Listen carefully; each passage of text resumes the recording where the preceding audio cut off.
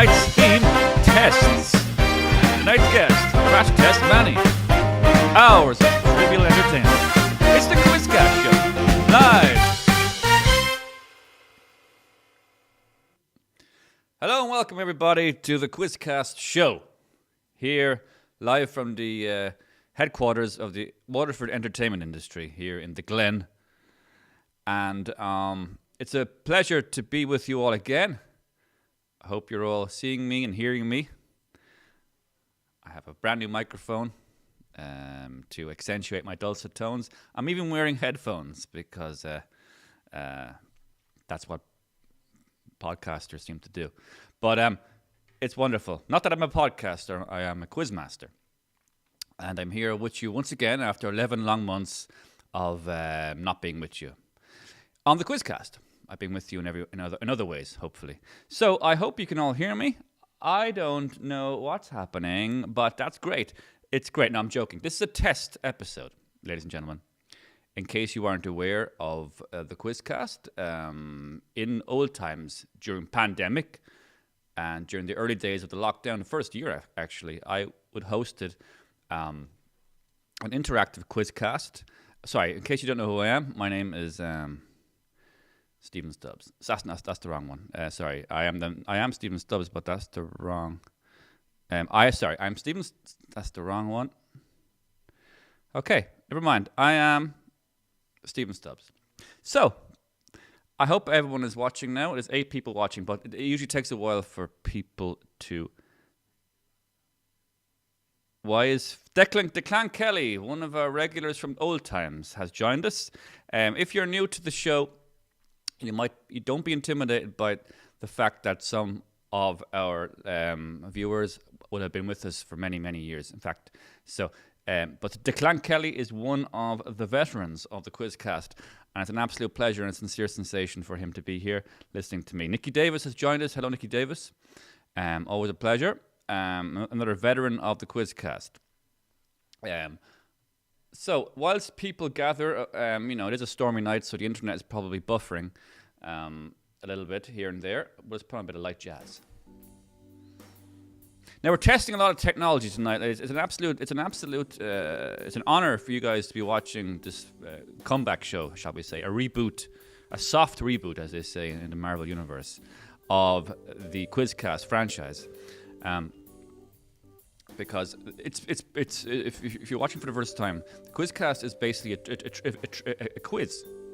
The clue is in the title, but it's also an entertainment. But the Quizcast show will be trivia and entertainment, light entertainment, shall we say? But in order for us to embark upon, many years of episodes every Thursday night on the StubVid Media page, we have to test some new technology. And the theme of tonight's show, in fact, all our THs will be pronounced in the coming hours.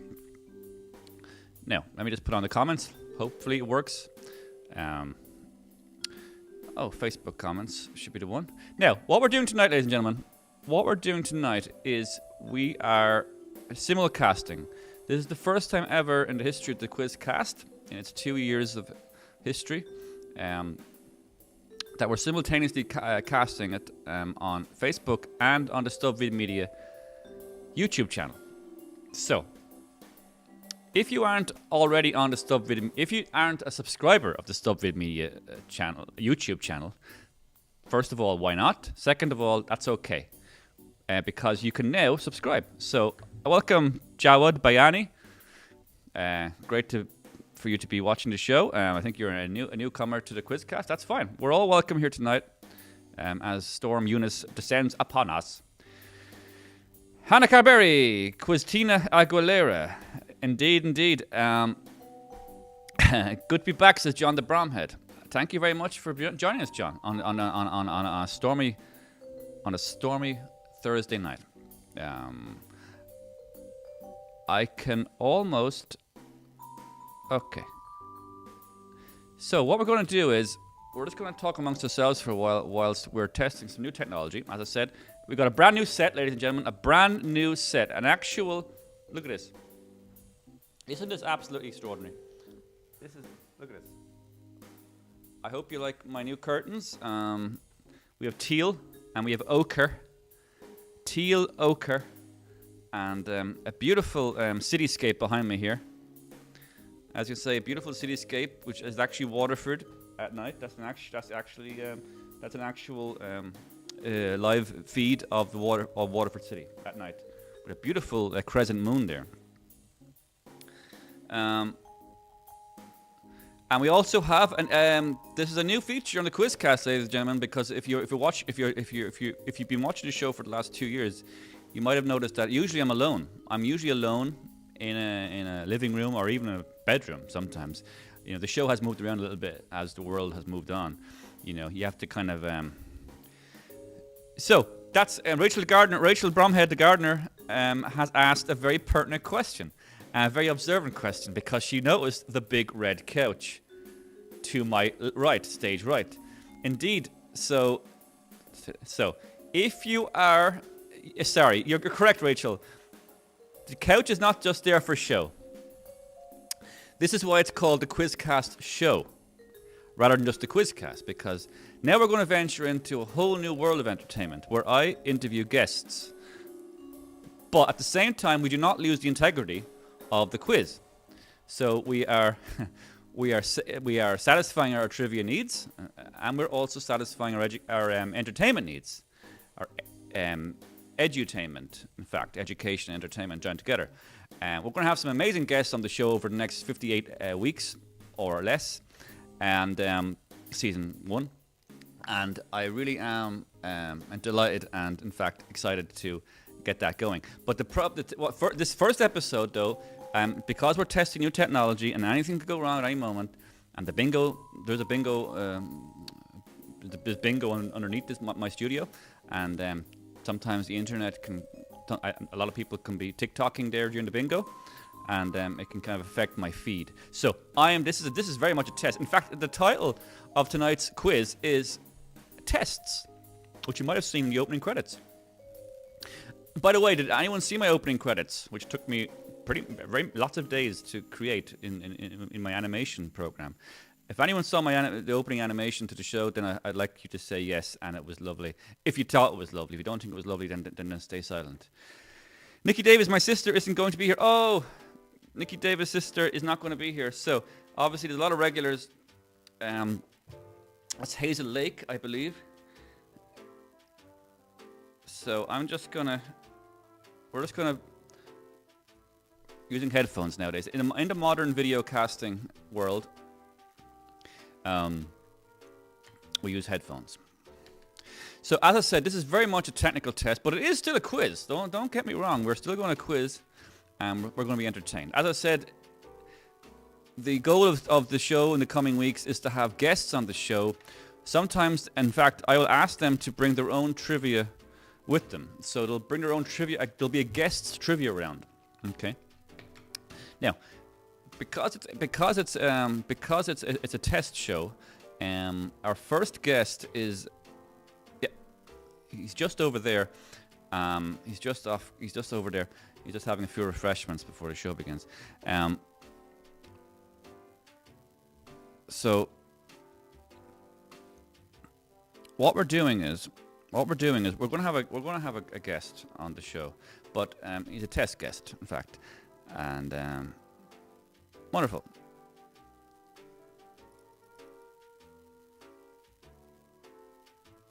So we are all gathering together.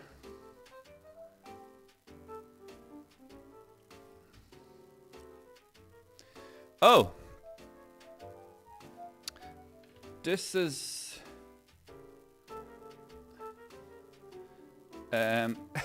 sorry. Just bear with me for a second. I'm just checking out the new technology, because this is multi-streaming. Multi-streaming is not as easy as you think, okay? Multi-streaming means you stream to 2 different Facebook or 2 different internet channels at the same time. So I have a Facebook channel called StubVid Media, which I'm sure you're all very, very aware of. But I also have a YouTube channel called StubVid Media. Now, we're multi-streaming to both right now. Okay. Now what that means is I'm not quite sure because of that I'm not quite sure where the comments are gone. I can see them here.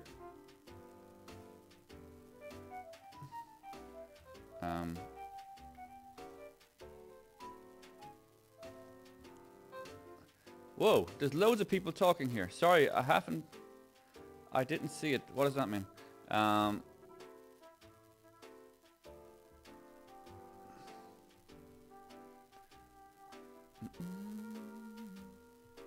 Okay.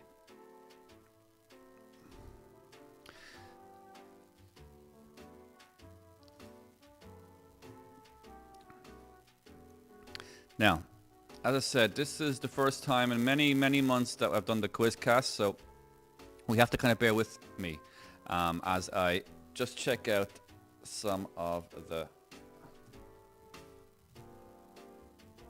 technology.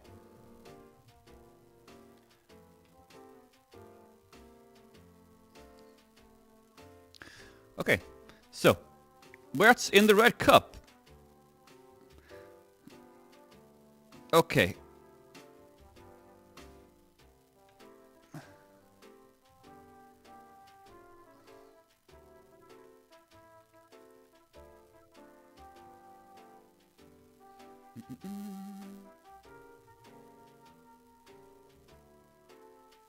Nice blazer, thank you. Whoops. All the comments were invisible. I'm very sorry, ladies and gentlemen. All the comments were invisible to me.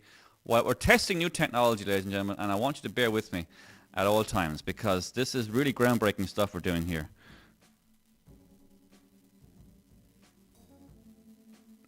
It's groundbreaking stuff. Okay, so what we're going to do is we're going to go on to round one, I think.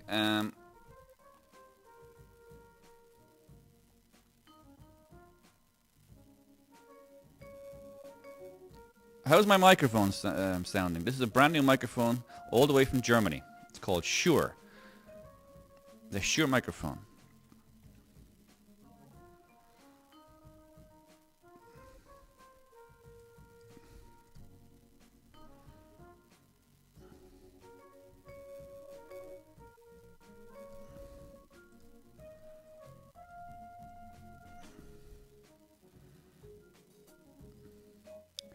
Okay, thanks for bearing with me. It's now 11 minutes. Sorry, there's now 11 viewers watching the show. Sorry. I'm Stephen Stubbs, the host and quizmaster. And it's an absolute sensation for you to be with me. It's wonderful. It's a bit fuzzy for me. What's fuzzy? Awesome sound. Oh, sorry. Nikki says the microphone's it's a bit fuzzy. Now, can you elaborate on what fuzzy means? Hello, Anne Murray. Welcome to the show, Anne Murray. So, if you're joining us for the first time, maybe the microphone's a bit close to my mouth. A bit close to my mouth.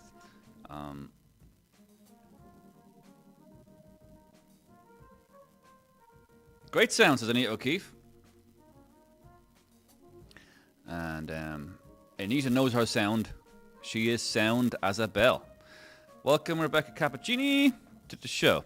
This is, in case you're just joining us, like Rebecca, this is literally a test episode. This is a whole, as you might not have seen my full set, the full glory and wonder of, that's me here. Hi. As you can see, an actual live shot of Waterford outside there, Waterford City. This is where I am, in case you're wondering. It's in the very heart of the southeast. In fact, I'm broadcasting from the heart of the entertainment quadrant here in the Glen, Waterford City. And I also have a beautiful guest chair, some pampas plant to oxygenate the room. A bit buzzy, says Daniel O'Connell. My microphone, I presume he's talking about. Or maybe he's been attacked by a swarm of bees. You never know nowadays, you know, because nature has been topsy-turvy and upside down. And, yeah.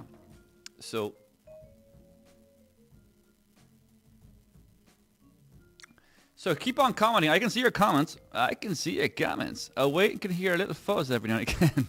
You can wait. Okay, I'm getting some detailed feedback on the audio, which is what I requested. And this is great.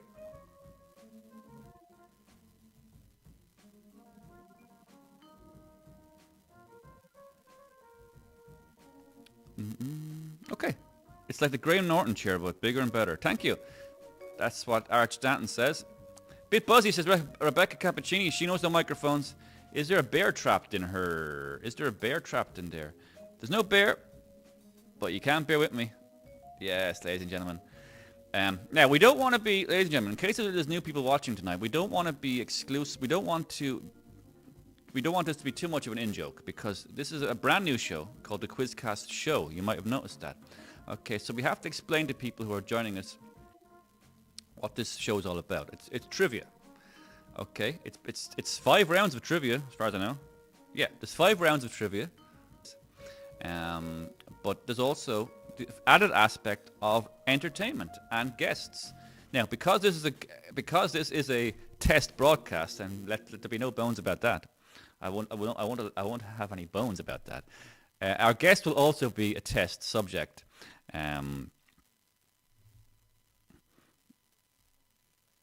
Thank you. You're welcome too, Anita. Thank you very much.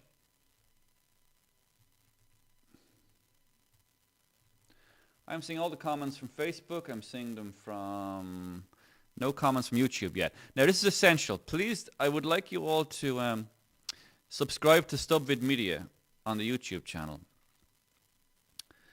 That would be a real pleasure to me. We're hurtling towards 158 subscribers, and that's only taken 7 years. So I think we really are, we really are building towards the coveted 5,000 subscribers, which is only around the corner. Once you get to 5,000 subscribers on YouTube, I think basically you're a full-time employee of YouTube, and they give you money every week, which is lovely.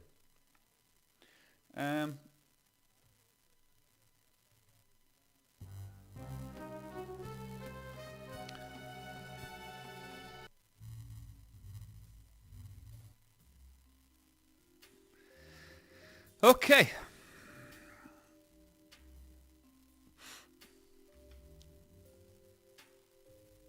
So, now, because this is a quiz, you will need a pen and paper.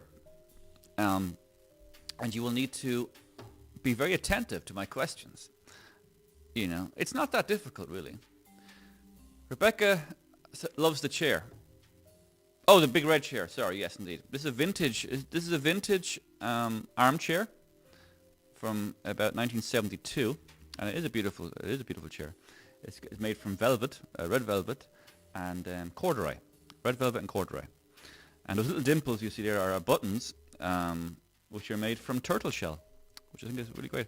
And I like the way it kind of clashes with the teal and the ochre curtains, which I purchased from Guineas. Very popular curtain shop here, and bric-a-brac. Lots of bric-a-brac. Also in Guineas. Guineas are not sponsoring the show, although I am open to sponsorship. If anyone wants to sponsor the show in the coming weeks and years, I will be very open to that. Fuzzy.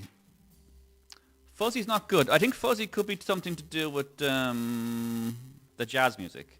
I'll tell you what we'll do. We'll do a little... I'm getting no fuzz in my at my mixer end. Let me hear what it sounds like on the broadcast. Fuzzy's not good. I think fuzzy could be something to do that with, is fuzzy. The jazz music. I'll tell you what we'll do. We'll do a little That is quite fuzzy. I'm getting no fuzz in my at my mixer end. Okay.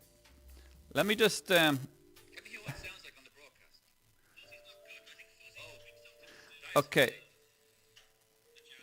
I'm just going to take, I think I know what the problem is there. So this is a test episode. In case you're joining us, do not be angry with me. Okay? This is a test broadcast of the brand new Quizcast show. Okay. take, I think I know what the problem is there. So this is a test episode. In case you're joining us, do not be angry with me. Okay? This is a test broadcast of the brand new Quizcast show. It is kind of fuzzy, isn't it?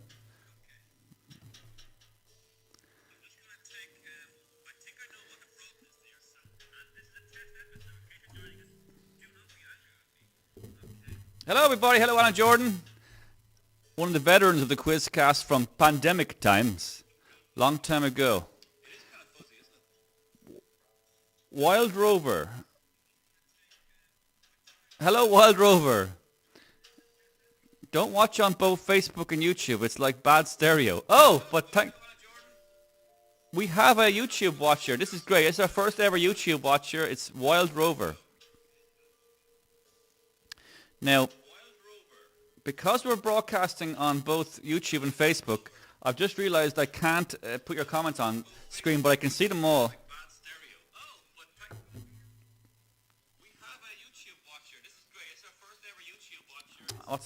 Anna is in her pajamas. That's great. I'm also in my, I'm also in my pajamas. I like to sleep in corduroy jackets and polo necks. It's surprisingly comfortable. Now, it is very fuzzy. There's something fuzzy going on here.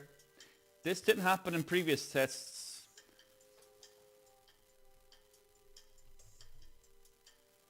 Okay. Interesting. Hello, Max O'Sullivan. Oh, veteran of the Quizcast.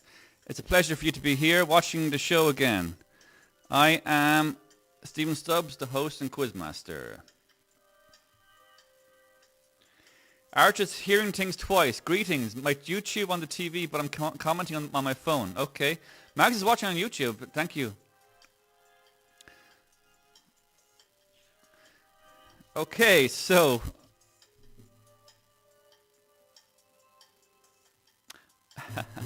But this is what a test episode is all about. It's about getting into the weeds of it and figuring out what we can do to make it better. Little bit surprised by the audio, though. That was one issue I wasn't too worried about. But then again, isn't that the way it is in life? The one thing you don't worry about, slaps you across the face. So in case you're joining us, this is our beautiful new studio. Isn't it absolutely gorgeous, ladies and gentlemen? My team were working on this all week long here alone in the studio, freezing cold. So we have a test guest. We do have a test guest, ladies and gentlemen, that I will introduce soon.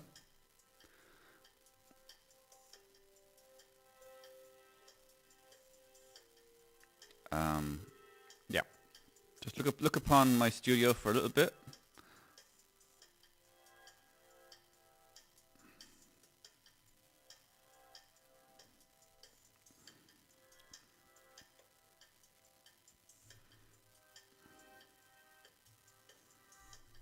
Just talk amongst yourselves for one moment, please. You all know each other now. And if you don't know thank you, Shauna Farrell says the audio is awful, but you look fabulous. This is shocking news to me because this is a brand new microphone all the way from Germany.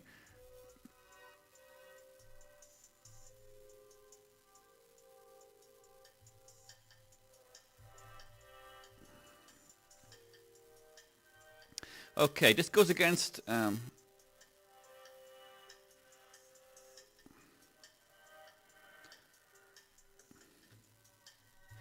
just bear with me now. We're going to get on to round one very soon.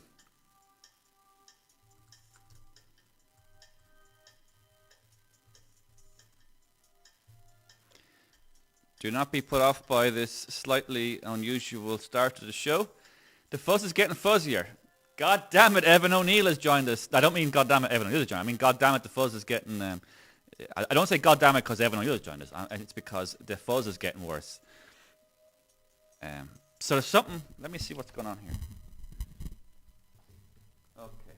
We're all in this together, ladies and gentlemen. We're all in this together. The fuzz.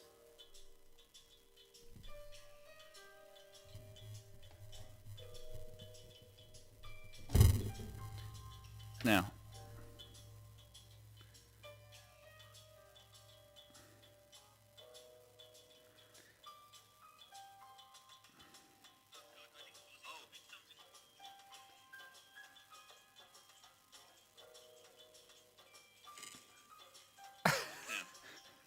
The fuzz. Sorry about the fuzz. I think it's something to do with the cables that are all touching each other here.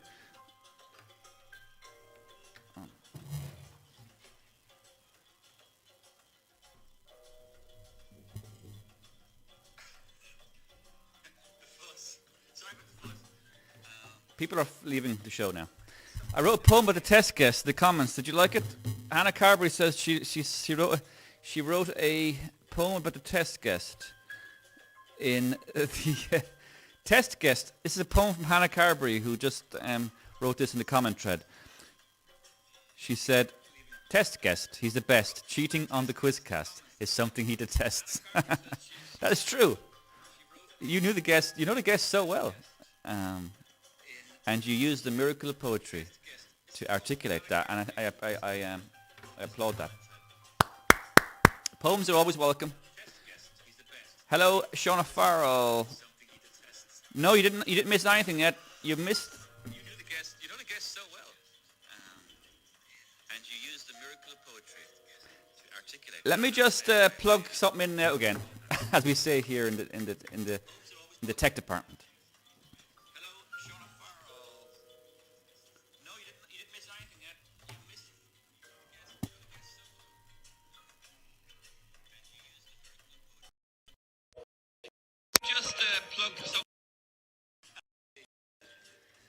Oh, it's great to be back with you all again.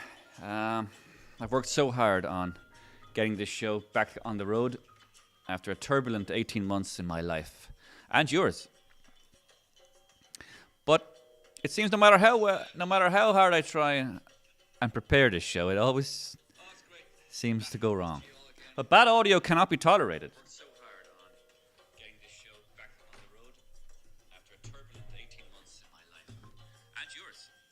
Oh, it's better now. But it seems no matter how hard I try. Ladies and gentlemen, I think it worked. John the Bromhead, he spotted it the first.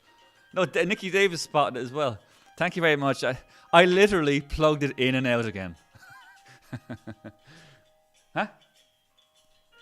Now, I think we can go on to round one now. Fuzz gone now, Evan O'Neill says. No fuzz, yay. Wonderful. We'll drink to that, ladies and gentlemen. And if you have one, join me. So, I think we'll bring our first guest on before. It's basically the format of the new show, which is this show, the Quizcast show, is that we will have a guest who joins me, or two guests, maybe three guests. I don't really mind. I'm not going to discriminate on numbers. And what will happen is the guest will join me for the quiz and will partake in the quiz and will bring their own round as well. Now, our first test guest can't actually bring a round with him because he doesn't actually exist as a living creature. But he will join us anyway. So here's our first guest, ladies and gentlemen. Our first guest is... Sorry. The first ever guest on this test episode is Manny... Sorry, is Crash Test Manny. Come and join us, Crash Test Manny. Oh, you look fabulous.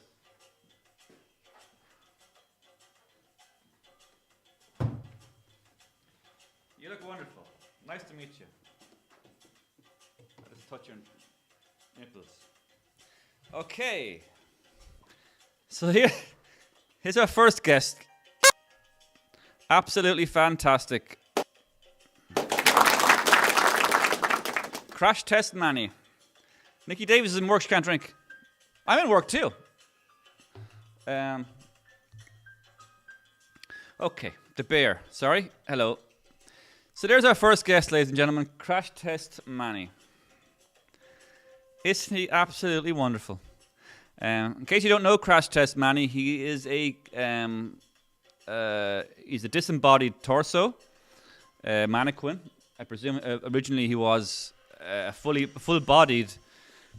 It was a full-bodied mannequin at one point, I presume. But basically, what he does and who he is very much what you think he is.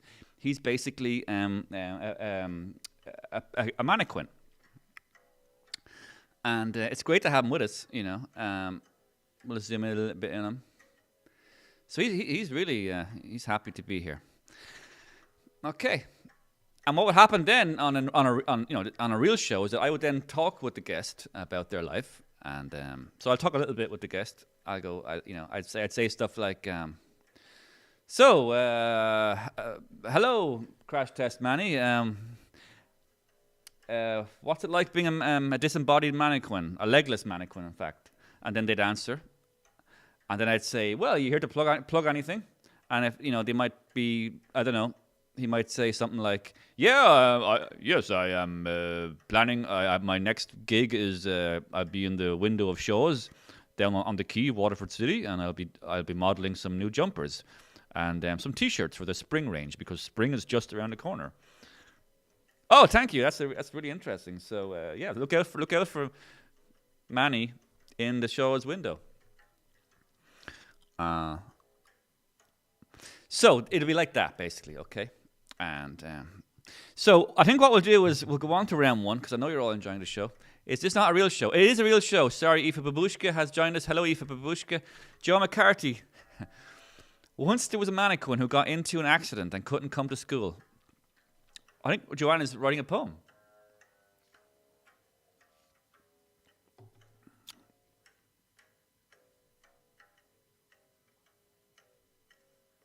Yeah. I've just learned to my horror that when you're simulcasting, I can't bring the comments up on screen. But I will fix that.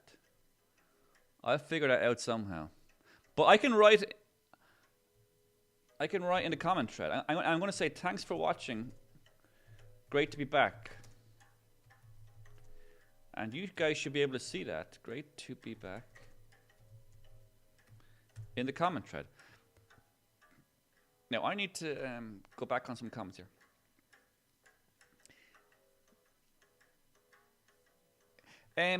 Yeah, I mean, he was beat up a little bit, I'm afraid, the mannequin. I don't know what happened to his arms. But he's got a fantastic torso, I must say. I mean, look at these chest, the definition of these chest muscles, and a quite magnificent set of abs. Okay, so I think we'll go on to round one now. It's been a pleasure for you all to watch, and it is a real show. It is a real show. Joanne McCarthy is writing. I was punning on the crash test dummies. Oh, once there was a kid who went into an accident, couldn't come to school. I used to be able to do a better impression of once there was a kid who. Yeah, if you do it properly, it's almost like a Mongolian throat chant. Isn't this wonderful? Well, don't we all look amazing? We got through the hard times and we came back stronger and prettier, I think, than ever. So, I think it's now time to subscribe to my YouTube channel. That's it, ladies and gentlemen. Sorry, get that off the screen. What's this? If you haven't subscribed to the Stubvid Media YouTube channel, then now is the perfect time. Because apparently YouTube's quite popular with the kids. I'm not on TikTok because it's an instrument of the Chinese military-industrial system. So, that's it. According to my sources, the Chinese Communist Party own and control TikTok. So be very careful what you're putting on TikTok. Because they are monitoring capitalists, you young capitalists, and harvesting your data. For what reasons, I don't know. Now, and a bit chubbier. No one's chubbier. Who's Noah de Bromhead? A third generation of the Bromhead has joined the Quizcast. This is the Quizcast has been going so long now. There's now literally 3 generations of the Bromhead watching the show. Noah. Hello, Noah. Welcome to the show.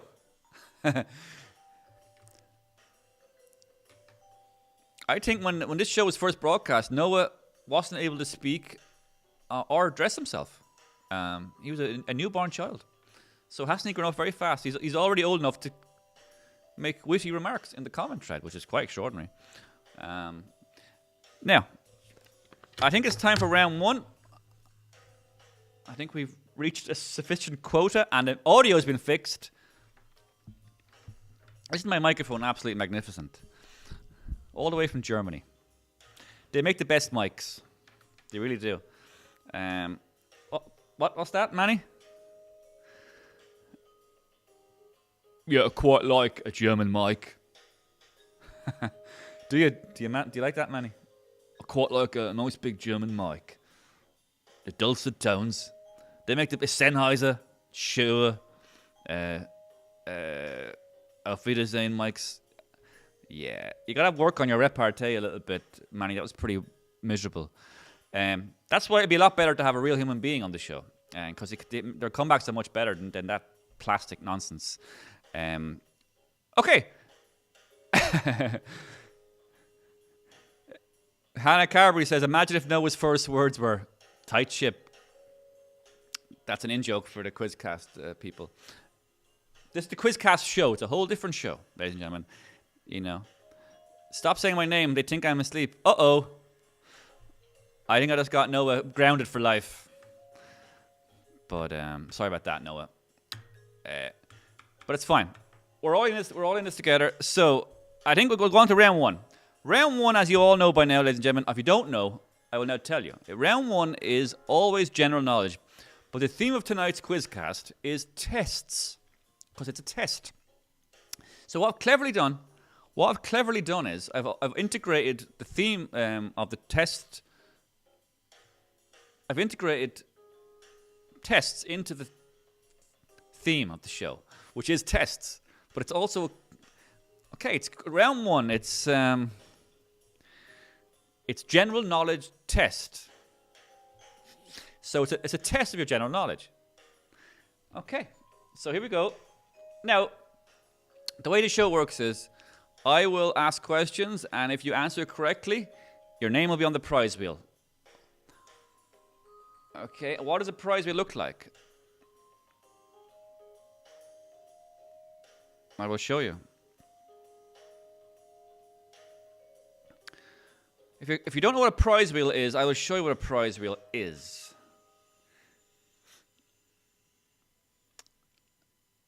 Okay, this is what a prize wheel looks like.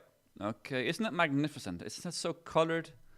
It's colored, multicolored. I like primary colors. Very much colors, same colors as the show, actually. See?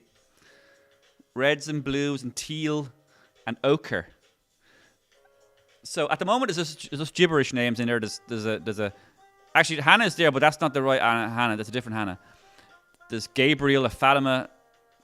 There's Daya, Beatrice. So they're just temporary names, whilst we wait to gather the real names from you, the quizzers. Okay. So here comes our first question. Correct answers will get on the prize wheel, but it cannot. It's the first 3 correct answers get on the prize wheel for this first question.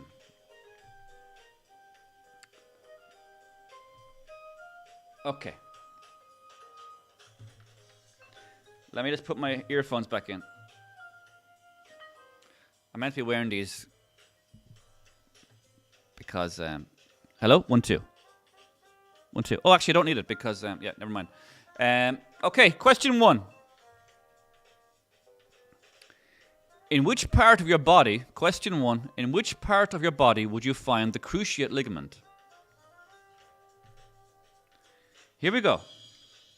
The first 3 correct answers will be put on the prize wheel with extreme alacrity.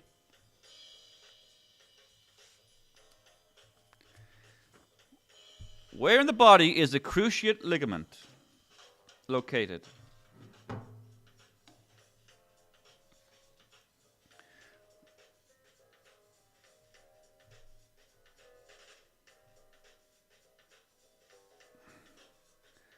Okay. We have 3 correct answers already. This is how we're going to do it from now on, ladies and gentlemen. We're going to be very quick about this. There's 10 questions in this first round, by the way.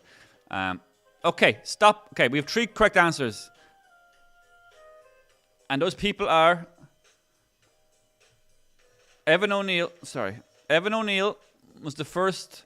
Knee is the correct answer is knee. There's 5 questions in this first round. There's 5 questions in this first round. I just realized. Okay, first question. The first 3 correct answers are knee. Knee is the correct answer, and the first person to get that correct was Evan O'Neill. The second person to get it correct was John the Bromhead. The third person to get it correct was Daniel O'Connell. That's it. Those 3 are lashed to the wheel with extreme alacrity. So stop answering knee. Okay, I'm gonna run through this quiz. Is gonna be run like a tight ship. Okay, and we're gonna get through these 5 rounds as quick as possible, and we can go about our business. You know, there was way too much messing going on in the previous Quizcast last year. So we're gonna run the tight ship this time. Here we go now. Evan, John de Brom, and Daniel O'Connell. What a great name that is, Daniel O'Connell. He fought and died for Ireland many times over. And in case you don't believe me, not that Daniel O'Connell died for Ireland. There you go. Straight away, we have. Isn't that exciting? Imagine being on the prize wheel this early. A real honor. I think I can take this off the screen, can I? This is general knowledge test. There's 3 names already. Great. Back to me. Camera 1. Now, question 2 of 5 in the first round, general knowledge test, is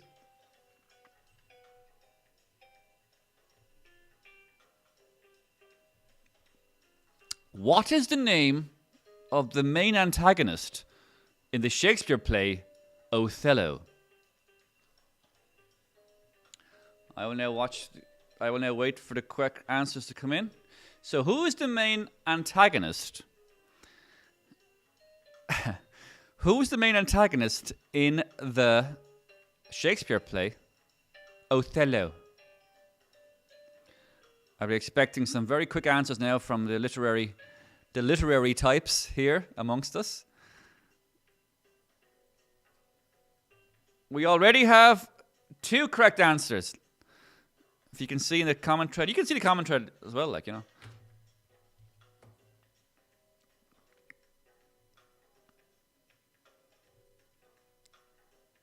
Okay. We have 2 correct answers so far. We have 3 correct answers.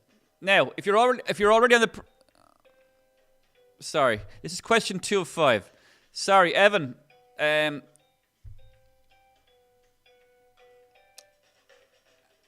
you can't be on the prize wheel twice in the first round. You can be later up. You can in later rounds. That's a ruling I should have mentioned earlier. So you need to remain silent for the rest of this round. There's only 4 more questions left. So thank you very much. So the next person who was correct other than Evan was Hannah Carberry. So Hannah Carberry's on the prize wheel. Well done, Hannah. And then we have Lago. Now I need a correct spelling on this. It's Iago, not Lago, Joanne. It's Iago. So Joanne is wrong. Sorry about that.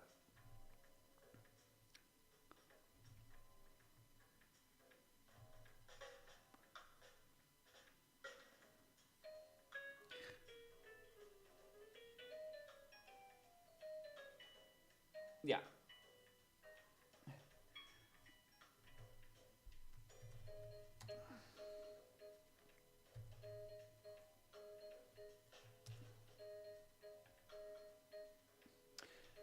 Is it a capital? Is it Lago or Iago? It's Lago. Is it Lago? Is it capital? Is it a capital L or a capital I?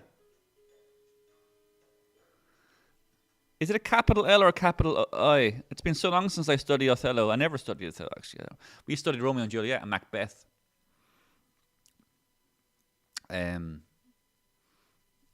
Welcome, Amy Jackman, to the broadcast. It's the Quizcast show, ladies and gentlemen, all the way here from the entertainment capital of Waterford. So, is it a capital L or a capital I? It's a capital I. Hannah Carberry got it correct anyway, so she's already on the wheel. Hannah Carberry, let me see who else got that right. I'm not accepting L. Joanne, you said a capital L is wrong. You cannot be on the wheel now. Well, not in that question anyway. Rachel the Gardner Bromhead, she said I, but it didn't give me the correct answer. Captain, what? Hannah? I only see 2 correct answers so far. So that's it then. It's just Hannah. Well done, Hannah.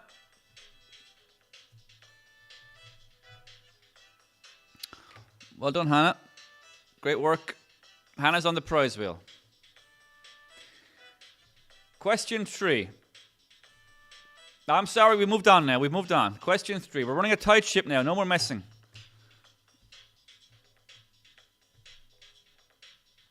I got to get home before the storm hits here in the entertainment quadrant of Waterford. Question 3. Now remember, if you got this correct already, you can answer if you want, but you cannot be on the prize wheel in the same round for a correct answer in the same round. Wait till the next round, and you can get on the prize wheel then in the next round.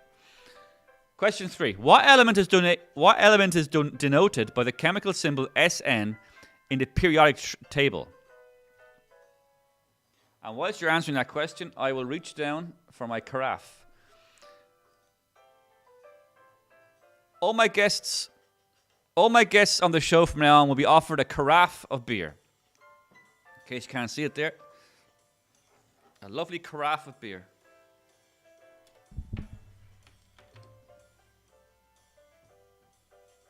See?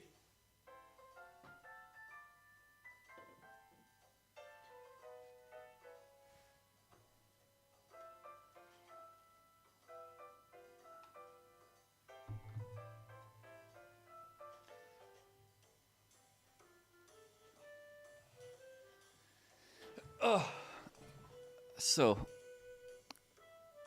isn't that something to look forward to if you're a guest? A lovely carafe of beer. Okay, so where was I? Jonathan Bromhead said it looks like pee. No, it's a quality beer that rhymes with Starling. Of course, I can't mention brand names on air. Now, we got some correct answers. I said, what was the periodic table for the letter... What did I say? I said, what element is denoted by the chemical symbol Sn? And of course, come on. You guys are very clever, and it's tin. Shauna Farrell is on the prize wheel. Well done, Shauna. Congratulations. In like tin. Correct. Declan Kelly is on the he's on the prize wheel. Declan Kelly, after all these years, he's on the prize wheel. Isn't that an honour? One of our longest and most perseverant quizzers. Okay, so it's Shauna Farrell, Declan Kelly, and it's Rachel the Gardner von Bromhead. Congratulations, you're on the prize wheel. That's 3. Stop answering. And they're 3 new people. Rachel. Yeah. There are 3 new people. That's great. This new system is working out very, very well. So Declan. Then there was Rachel. And there, of course, was Shauna Farrell. Great. I hope someday, as the weeks go by, I can actually hire some staff. As you know, I had some problem with my staff last year, and they were all terminated. Not actually terminated by me, but they were let go. You know, hard to get the staff nowadays. Ask any publican or retailer, or costumer. It's very hard to get staff nowadays. I've had to dress myself tonight. So I hope someday I might get staff who can actually do these menial tasks like filling in the prize wheel names. Maybe even booking guests. But until then, I'm in charge. Okay.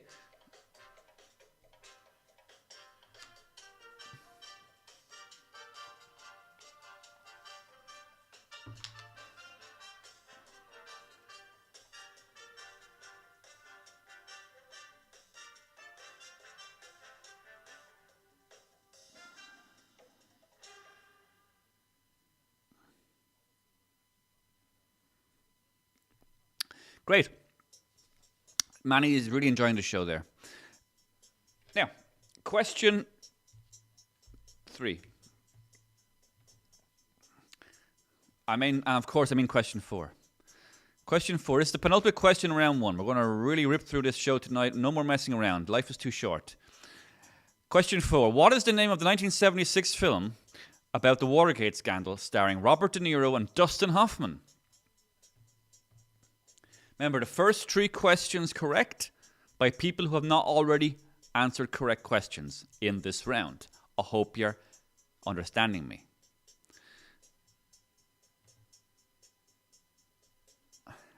Max O'Sullivan is notifying me of a weather forecast. The storm is beginning to brew on the hill of Ballybricken, which is very much where I am, here in the heart of the entertainment quadrant. I'm just down a little bit from Ballybricken, actually, Mags. Pretty much in the path of the floodwaters, should they come. But I'm ready. I'm ready for it. We're high up. I'm actually quite high up. I'm up above in my studio, above the bingo hall in the forum, if you want to be specific. And thankfully, just in case you're worried about the bingo people, they've all gone home safely. Have all returned home. Shauna Fowle can't. You're correct, Shauna. I know Shauna is saying she can't answer, and that is unfortunate. Now, there's nothing stopping you answering in the comment thread, but I will ignore it. That's the rules, I'm afraid. Look, I can see your comments. See, but you see the comments on the right hand side. I can see them from YouTube and Facebook, but I can't figure out how to put them on the screen. But I look into that. That's what a test is all about. But isn't it incredible that I can now broadcast YouTube and Facebook simultaneously? And we have Noah the Bromhead watching on YouTube. We have Max O'Sullivan watching on YouTube, which is fantastic. Hope you subscribe to my channel. We're very close to 5,000 subscribers, as in about 4,850 away from it. But we're getting there. Once you get 5,000 subscribers, you're considered a professional YouTuber, and you're given loads of money. Something like that. Terminator, no. What's going on here? Thank you, Shauna. She's sticking to the rules. That's great. That's what I like to see. No one's answered. Oh, sorry. All the presidential men is wrong, John the Bromhead. Sorry about that. The first correct answer is from Joanne McCarthy. Well done, Joanne McCarthy. All the president's men is the correct answer. John the Bromhead said all the presidential men, which is wrong. Really wrong. Sorry about that. And then Noah the Bromhead got it correct. It's father versus son. A quiz battle of the ages. And so far, it's Noah that's winning it. So well done, Noah. He's on the prize wheel. First time ever. Imagine being on the prize wheel at such a young age. It's like there's people on the prize wheel in their 50s and 60s who've never been on the prize wheel. Do you know what I mean? Anita went for a smoke. That's fine. The question, Anita, is... Actually, there's still one more question. There's still one more correct answer left. I only see Joanne and Noah so far.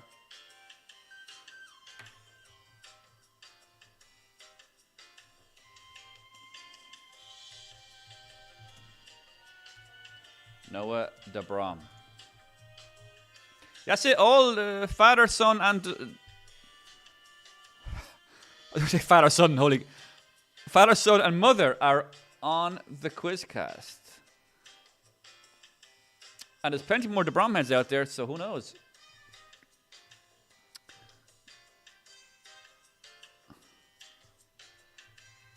as far as I can tell, there's still one outstanding correct answer to come here. I only see... Oh, let me just check that again. Hannah says I should do Twitch streaming next. I understand that's very popular amongst the gaming community, and I might do that. I haven't gamed since the 1990s. 1-2, 1-2. Thank you. Okay, so I think we have one more correct answer. It's Mags O'Sullivan. Mags O'Sullivan. Well done. Mags is on the prize wheel. I sure hope the next question is the last one in this round, because I think it is. Yes. So the final question, round one, which is called General Knowledge Test. The final question, ladies and gentlemen. How many of Henry VIII's wives were called Catherine? Now remember, if you've already answered correctly in this round, you're free to answer, but you will not be put on the prize wheel.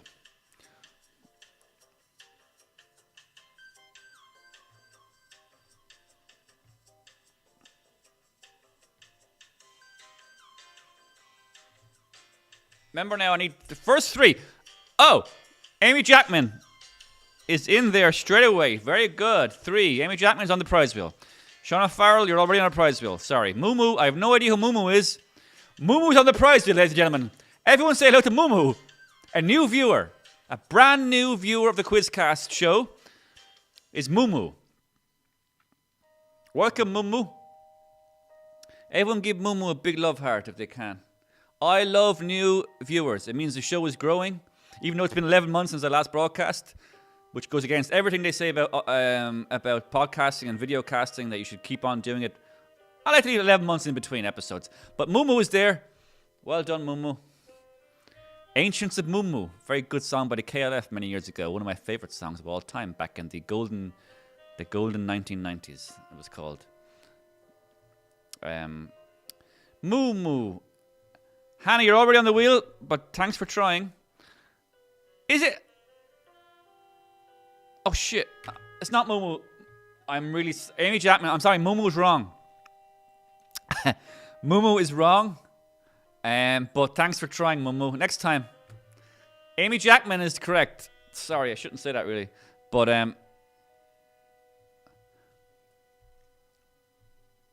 Mumu. Okay, I think we have a fourth, the Bromhead watching. I think it is Mumu. I think Mumu the Bromhead. Now, Mumu, I'm afraid your answer is... Thank you for watching the show, by the way. But your answer was wrong. It was wrong.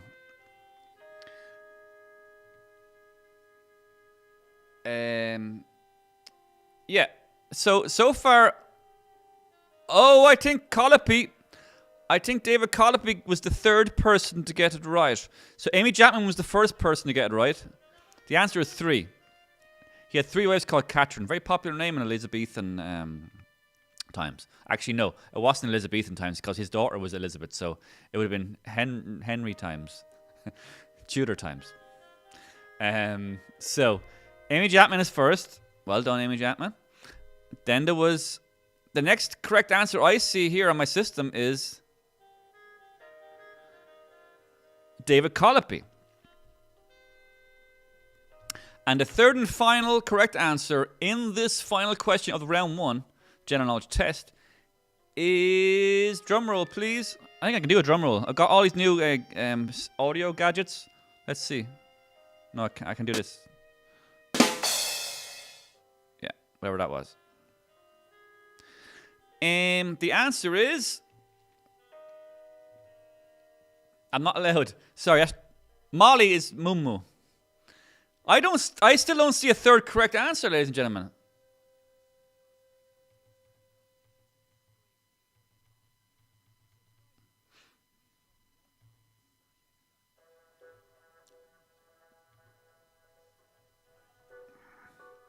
Amy and David. So Amy and David Colopy. Now, forgive me if I'm wrong, and I really am.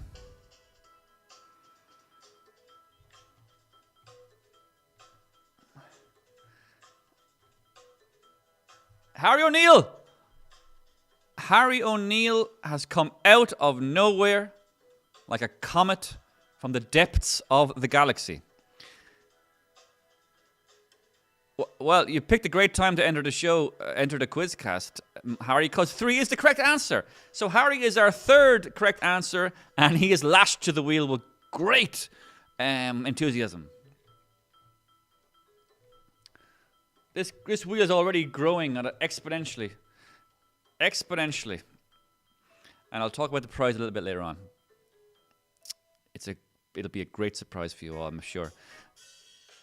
I hope the audio is a lot better now. I had to slightly change the music bed, it's called here in broadcasting.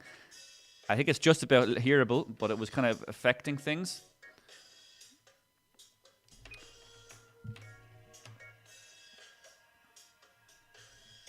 Actually, can you still hear the music in the background? Remember, this is a test show. This is not a real... It is a real show, and the prizes are real. But we are testing some things here.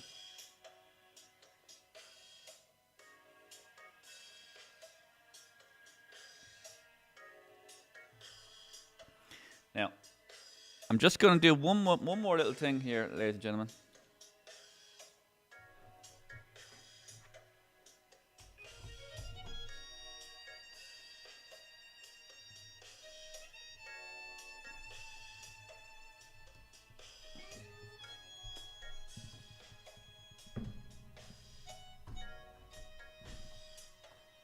Just 1 second now. Round 2 is coming up. Round 2. Round 2 is called This Will Be on the Test.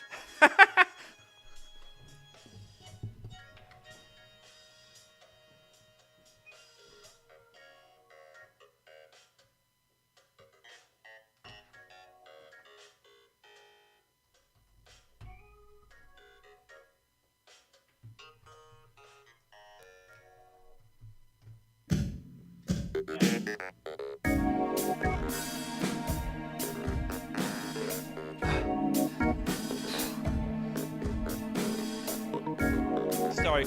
Now, this show is very exciting. I mean, I wish I was watching this show the way you guys are, because this is like looking behind the curtain at how professionals work, okay? So what we're doing is we're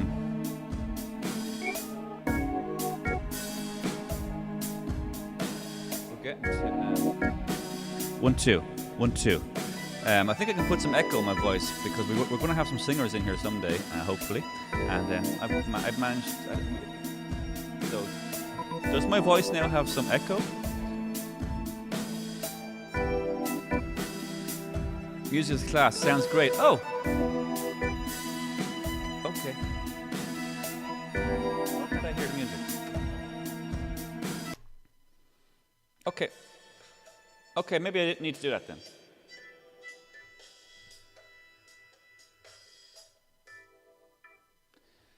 The music was coming through loud and clear. I didn't need to do that. Great. No. Unreal music, says Hannah. Thank you. Okay, we're learning a lot tonight. Anyway, here's round 2, ladies and gentlemen. It's called This Will Be on the Test. So I'm going to basically give you some... Now, here's how it works this time around. Because we're going to run a tight ship. What time is it? Oh my God. Now, I was hoping to get the last round tonight. The last point. I don't buy rounds. More cowbell, says Amy Jackman. Sorry. There's the echo. You got some echo. So you heard some echo. So let me see. I'm going to try that again. It's called in the industry. It's called flange and verb. So it's called, on my mixer, I got a new mixer. It's called large hall. Okay, so this is called large hall, as in the echo in a large hall, but for a singer it'll be, so let's try it. So I've turned it on. The hills are alive with the sound of music. So, did that work? Declan's running YouTube at the same time. Flange sounds it does sound very rude, and I rarely use it in mixed company.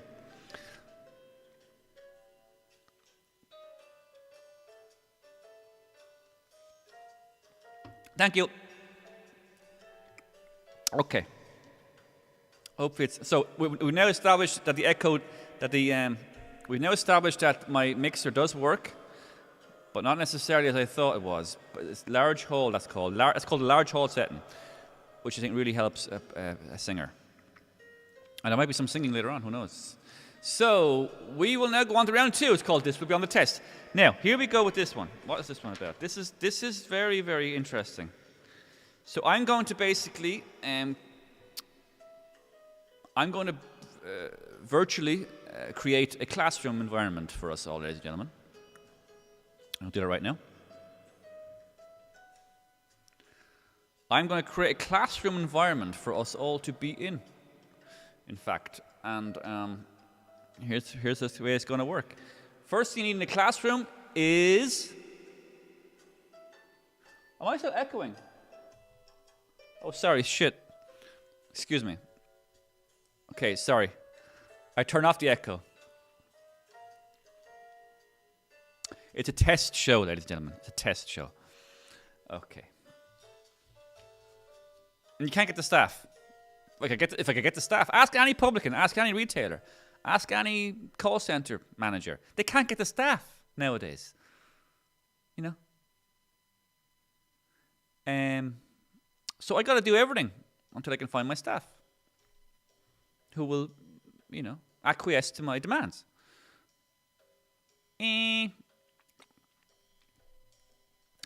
Okay. In every classroom, you need a blackboard. So here we go with the blackboard.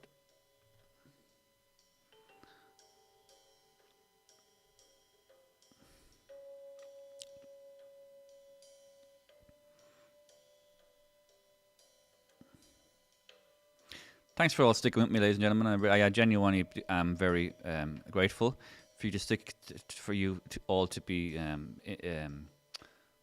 persevering with this. It's a test.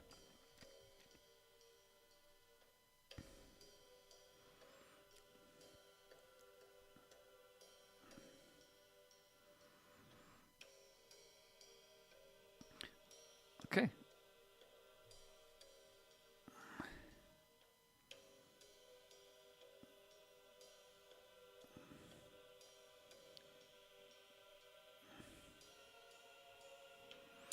Just bear with me, ladies and gentlemen, and I will tell you all about this very, very, very soon.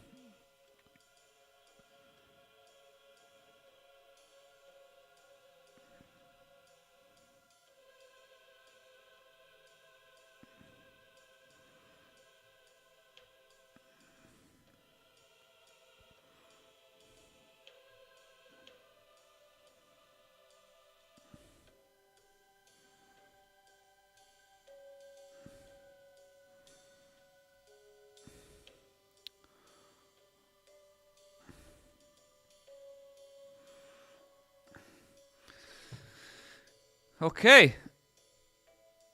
Here I am, ladies and gentlemen. Hi. I've gone nowhere. I'm right here, ladies and gentlemen. Here in my little bubble. So.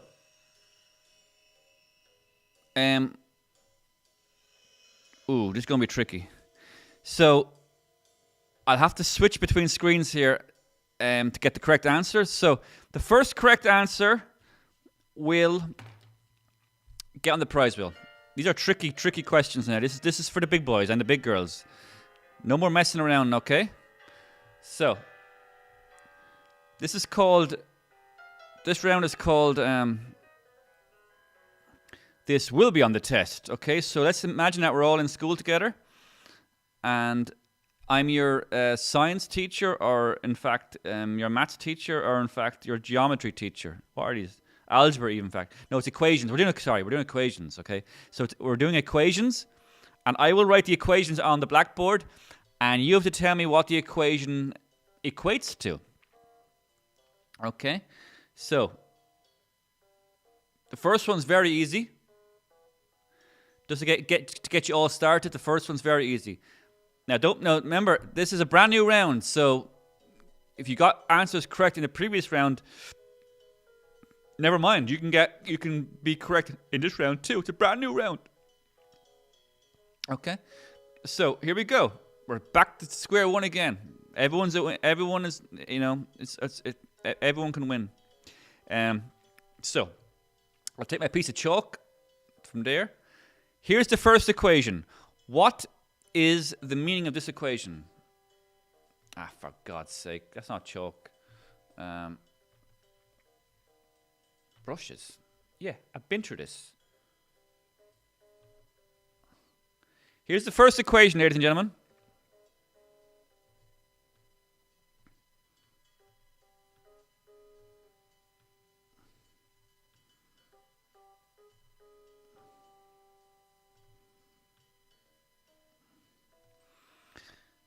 There is the first equation. I'll now have to look into my other device here to see the correct answers. Just bear with me.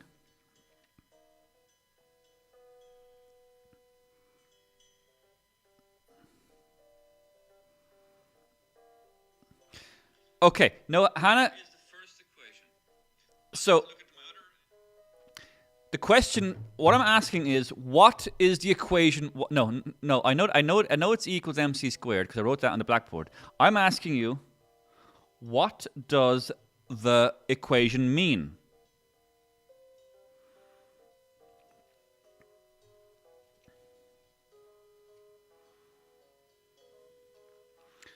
And I will need a proper answer here, please.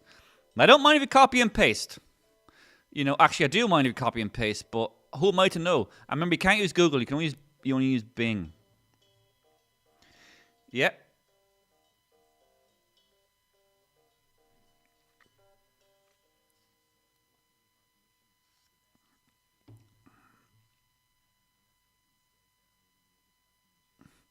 Okay, Shauna Farrell.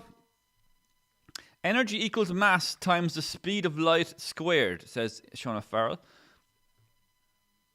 Energy, yeah, I think that's close. I think that's pretty close. Energy equals mass times the speed of light squared. It's the general rule of relativity by Albert Einstein. It's the general law of relativity, and what it means basically is, so what I'm looking for, you can give me what Shauna has done. Shauna has given me literally the meaning of each of the letters in the equation. So E is energy, obviously, equals the mass and the speed.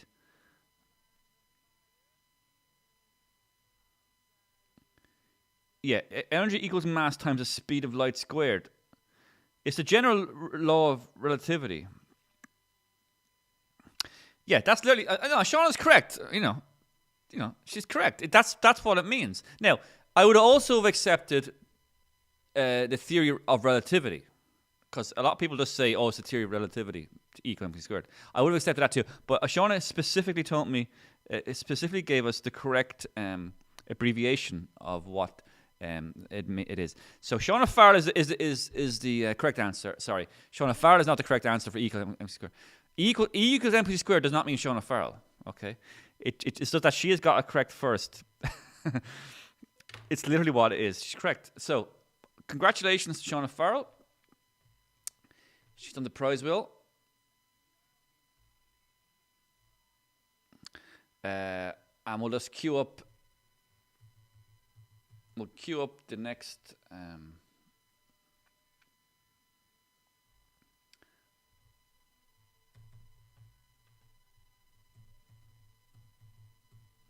That was the easy one, ladies and gentlemen.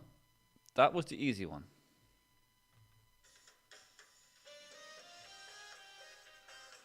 That was the easy one, ladies and gentlemen. Now we're going to get a lot harder. Welcome to all. Thanks for the 16 people who are watching tonight. I really appreciate that. This is the new iPad cam, ladies and gentlemen. Say hello to the iPad cam. It's a brand new camera. We're utilizing the full strength of the iPad. Isn't that wonderful? So many cameras. Any thoughts, Manny, so far? In case you're joining us for the first time, tonight is a test episode. So we've got a test guest. Sorry, that's wrong. Our test guest is Crash Test Manny. And he's really a barrel of laughs, aren't you? Fine pair of chests on him there now. He's rock hard, that guy. Working out all the time. Never leaves the gym. Bit dull, though.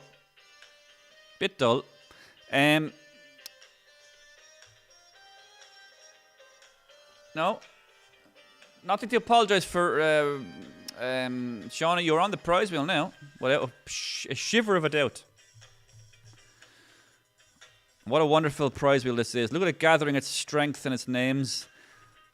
Harry's there, Shauna's there, Joanna, of course. Shauna's done it twice now, ladies and gentlemen. Shauna Farrell is our first quizzer to be on the tonight's prize wheel twice. So that's something you should all aim for. You know, if I was one of you guys, I'd want to be on the prize wheel 2 or 3 times. That would increase your percentage ratio for winning. I don't know by how much. If Evan's watching, he would know. Evan's a very good mathematical person. He understands numbers. If you're still watching. But no. So, on to the next one. Much more difficult. It's going to get more difficult, ladies and gentlemen. This round is not for slouches.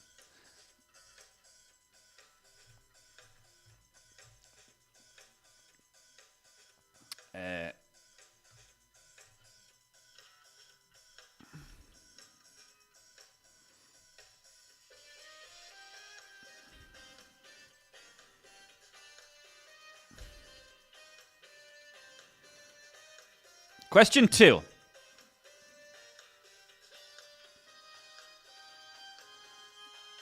Yeah.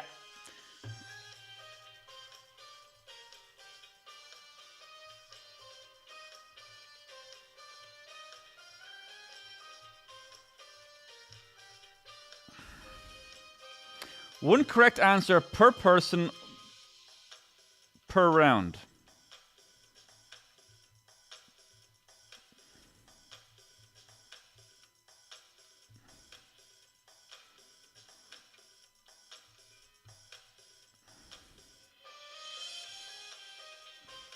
So I had to intervene directly into the comment thread there to give you a ruling. One correct answer per person per round to get on the prize wheel. So Shauna Farrell is on the prize wheel twice now because she got a correct answer in both rounds.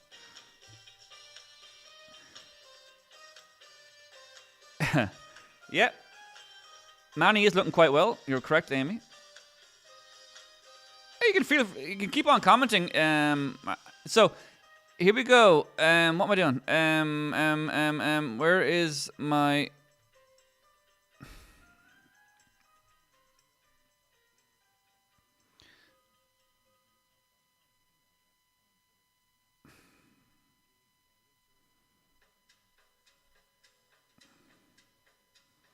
By the way, has World War III started yet? I haven't been watching the news all day. Hope not. If it does, then what better way to go out?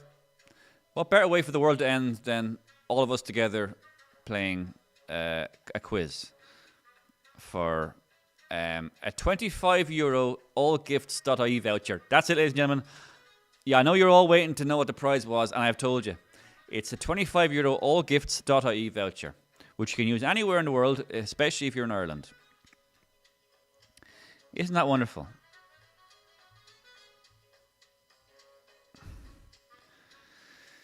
Okay, so here's question 2, ladies and gentlemen. Hold on now. That's the wrong button. Sorry, 1 second now. I really want to utilize my iPad cam. I paid good money for this iPad, and I want to see my iPad cam. There it is. Okay. My iPad cam.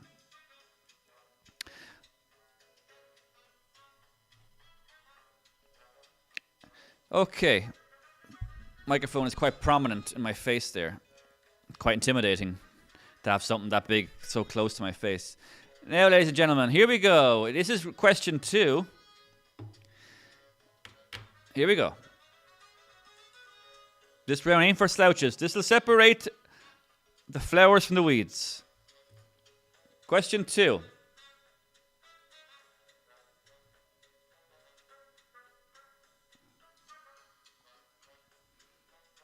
A2 plus B2.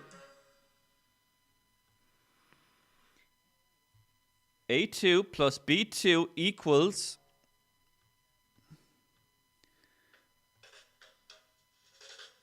C2.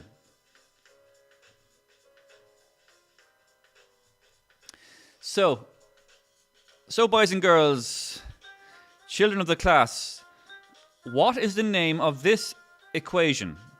So I'll accept what...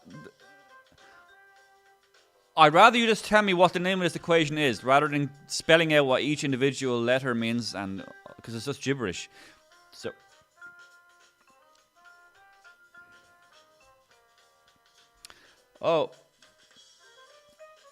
we have a winner. I'm gonna start hearting the correct answers.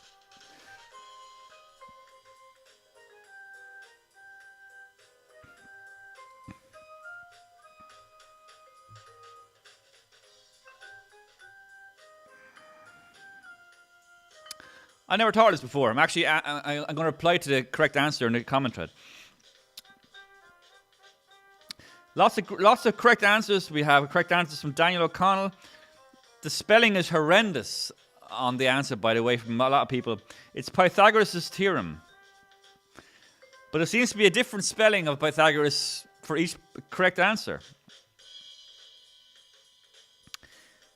Don't worry, I'm not going to be a pedant on the spelling, because it is difficult to spell it all right. But Declan Kelly was the first correct answer. Congratulations. It's Pythagoras' theorem, and it's Declan Kelly.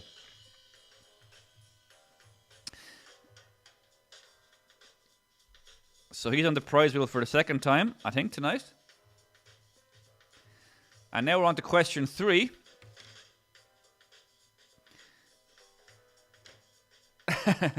Anisa feels like she's in school. She's gone quiet. Maths are not my strong point. Either not mine either.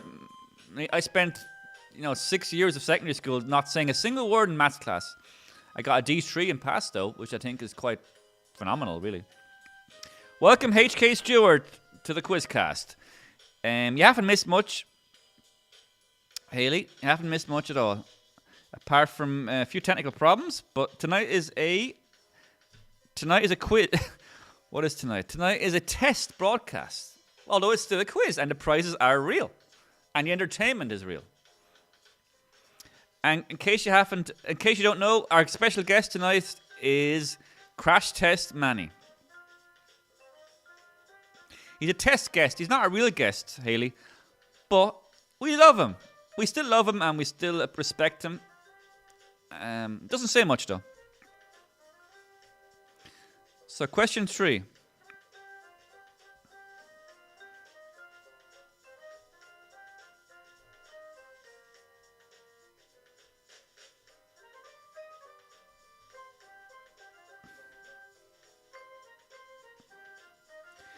Question 3, ladies and gentlemen. Sorry.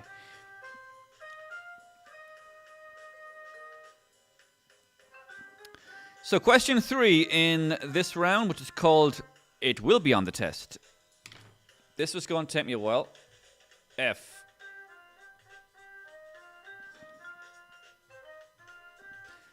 Now, remember, I'd rather you just give me the name of the... If you just give me the name of the theorem or the equation, rather than spelling out what each individual letter means, because this is gobbledygook.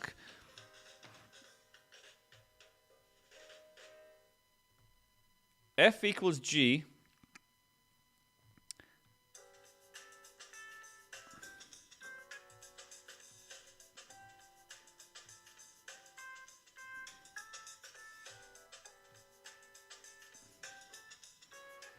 M1 and M2 over D2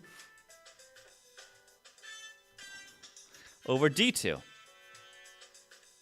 Man, this chalk is blunt. I need to sharpen me chalk. So, what is the name of this equation or theorem?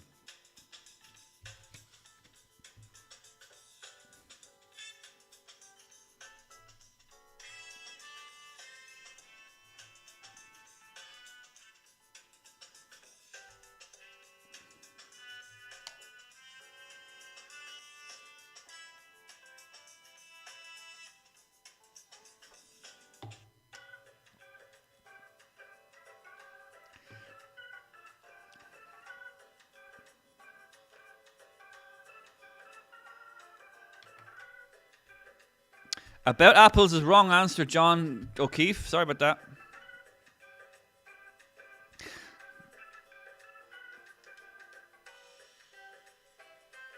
I think compound interest is also wrong.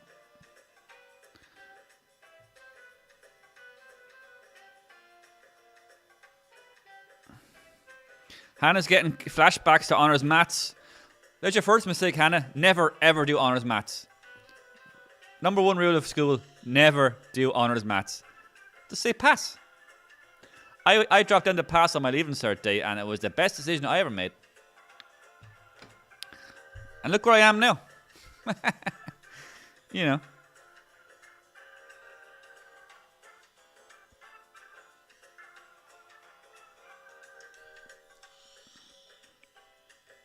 Where's everybody?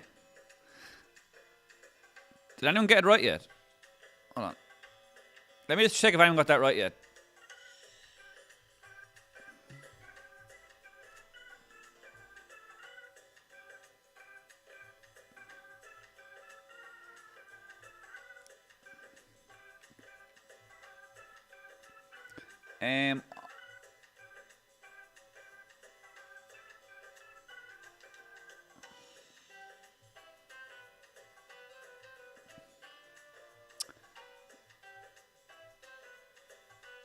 That's a tricky one.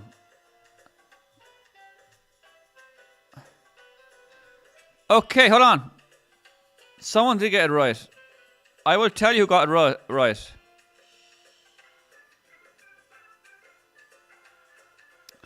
Okay, so in the correct answer is Newton's universal law of gravitation. Now, in the comment thread, John O'Keefe said Newton something, and then Shauna Farrell said law of gravitation. Now, Shauna, you've already answered correctly in this round, so you can't be on the wheel again. Then Rachel said Newton's law of gravity. So, the first correct answer... No, I don't think Max got it correct. My answer is for Max. I'm sorry, Shauna, you can't answer for other people. That is strictly against the rules. I will not budge on that. Okay. Now,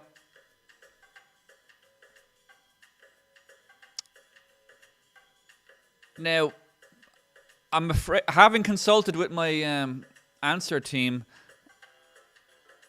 I can't accept John O'Keefe's answer of Newton something, because Newton had many, many different rules and laws that he came up with in his long life. So, Rachel's... No, hold on a second. Rachel the gardener, von Bromhead, says Newton's law of gravity. I'm sorry, gravity is spelt wrong. It's gravity. Gravity is not a real word, so I'm rejecting that. So, the first correct answer I see correctly spelt is Haley Stewart, a.k.a. HK. Stewart, Newtown's law of gravity. Newtown's law of gravity is the more money you have, the higher you go. It's a joke. Newton's law of gravity is that equation, and it was Anna Carberry. No, not what am I talking about? It was Haley Stewart. Sorry. Well done, Haley Stewart. Correct answer. Well done, Haley. You're on the prize wheel.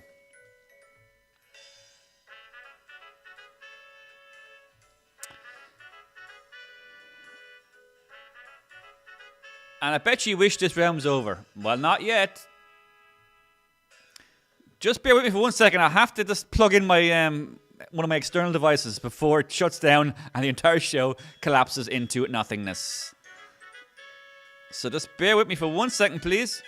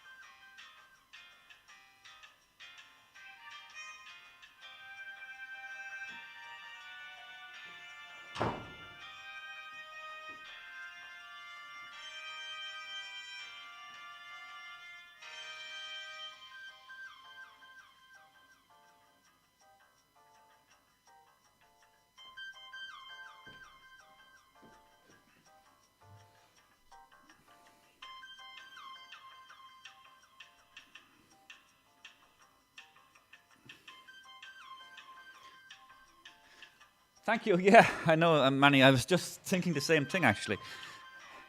Our guest, ladies and gentlemen, Manny, the test guest.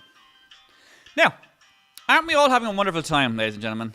If you're just joining us, this is the Quizcast show, live here from the entertainment quadrant of Waterford. Whilst a storm lashes the all about me here. Hope the roof doesn't come in as I'm broadcasting. What an absolute tragedy that would be for everyone. Now, we're on to the next question, ladies and gentlemen. Thanks for bearing with me. We're on to question 4, I believe, now. This round is coming to an end. Don't worry about that at all. It's a difficult round. I know it's a difficult round. It's very difficult for me as well because I actually use the blackboard here. So, here we go. Sorry. One moment, please.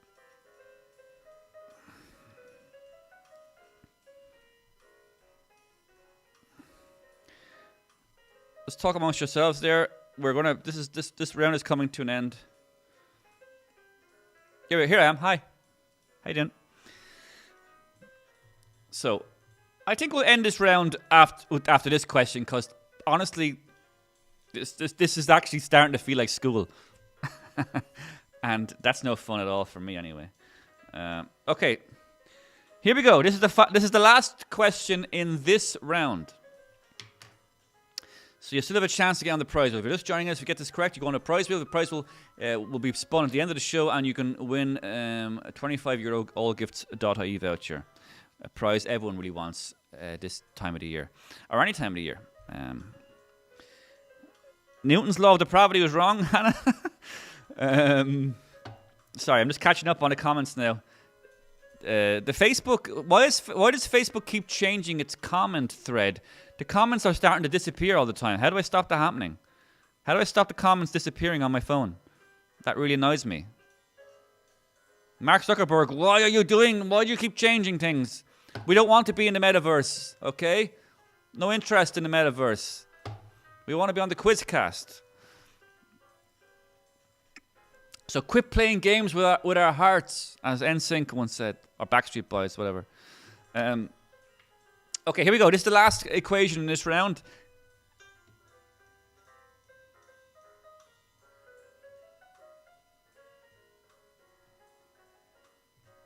F's are very popular in these equations, and so are E's. F minus E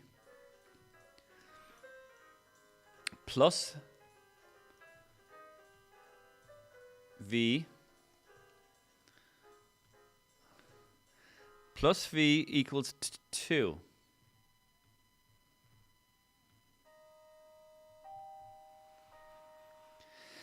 Okay, so what's that? Kevin Hansen, the Brom, welcome, Kevin.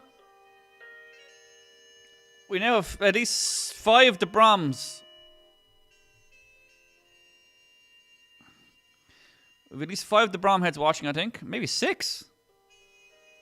So what is this equation? F minus E plus V equals 2.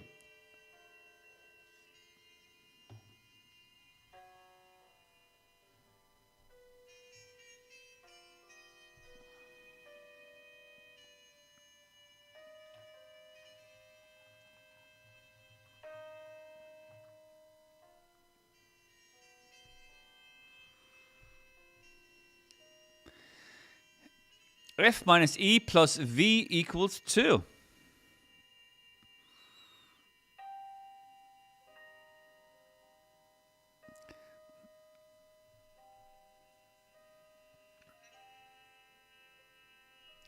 Rachel Gardner Bromhead says, Euler's identity, the most beautiful equation. Wow. That was literally the first search answer. That was the first thing you saw on Google, probably. Fever, says Amy Jackman. Is it a oh yeah, it looks like fever. It looks like fever. But it's not right. It's not the correct answer. Sorry. Yeah, it's Kevin Handsome, the Bromhead. He's the most handsome of them all. And they're a pretty handsome family. Euler's formula. A lot of people are quoting this Euler lad.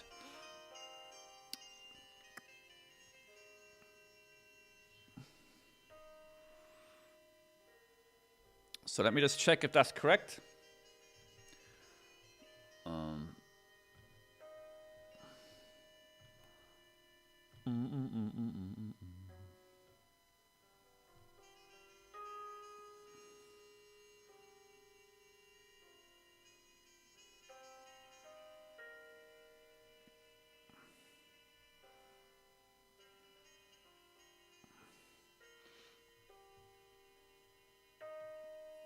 Any thoughts at all, Manny, on this round? Any thoughts at all? Don't be shy.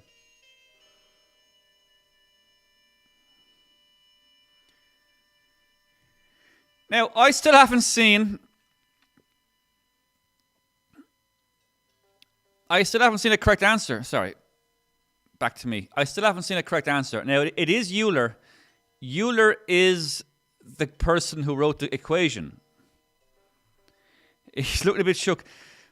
John the Brom. John O'Keefe, in fact. John O'Keefe is the first person to give me the actual formula for what it is. Euler is the person who wrote the formula. But that's just like saying Einstein. It's what the formula is for, and it's his formula, it's his equation, it's his formula for polyhedra. Polyhedra or polyhedron, which is the plural. So the great news is John O'Keefe has got the correct answer. Well done, John.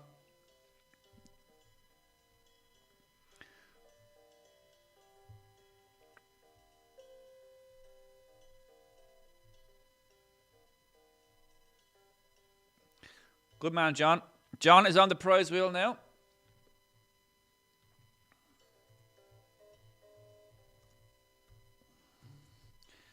John, okay. One of the OOs, and there's that's it. There's now 2 O'Keefes on the prize wheel, and there's about 4 the Bromheads.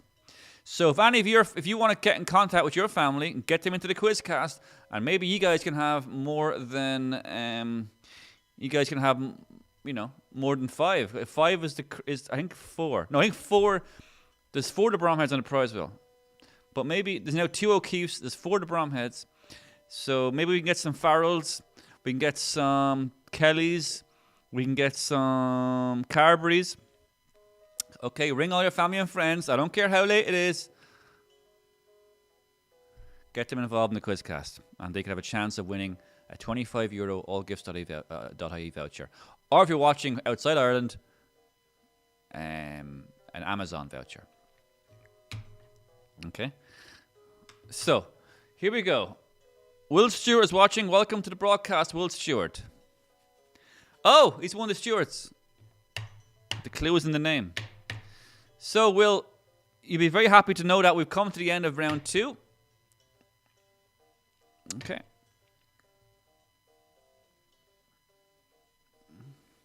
And it's a great time to get involved because round 3 is very interesting. It's called Test the Quizmaster.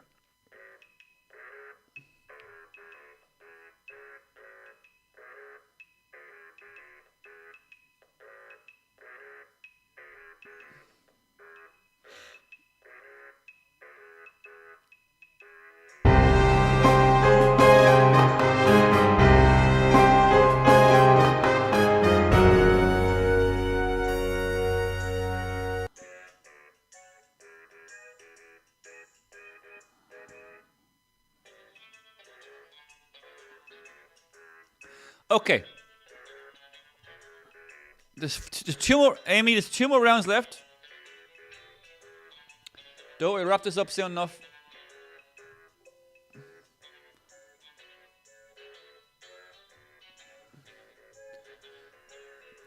There's only 2 more rounds left. Welcome, Farrell Sand. Welcome, Will Stewart. Welcome, Harry O'Neill. 11 is the wrong answer. There's only 2 more rounds left, I think.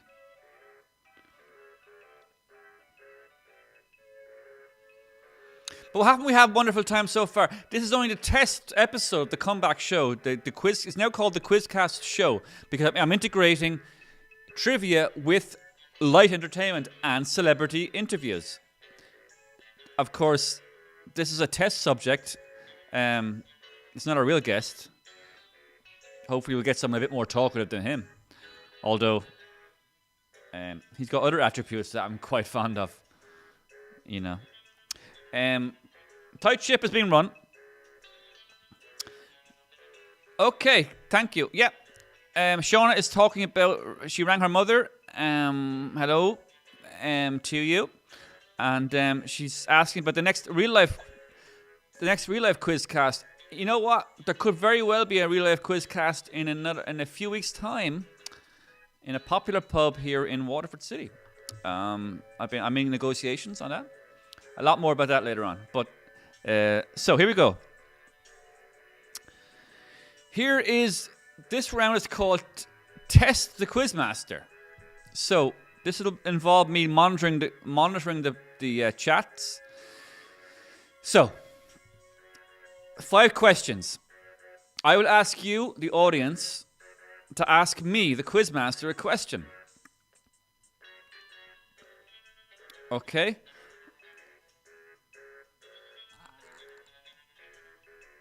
So, I will not Google this. I will not Bing it. I'm a fair man. Anyone who knows me as a fair man. an honourable man, a gentleman. And I will be as honest as a day is long, okay? As honest as driven snow. So, 5 questions. So, I will. First thing you gotta do is if you want to ask me. I'm not presuming that you want to ask me a question. I would never presume that. So, the first person to say question, I will ask them to ask me a question. So, are you ready? So, if you want to ask me a question, say question now.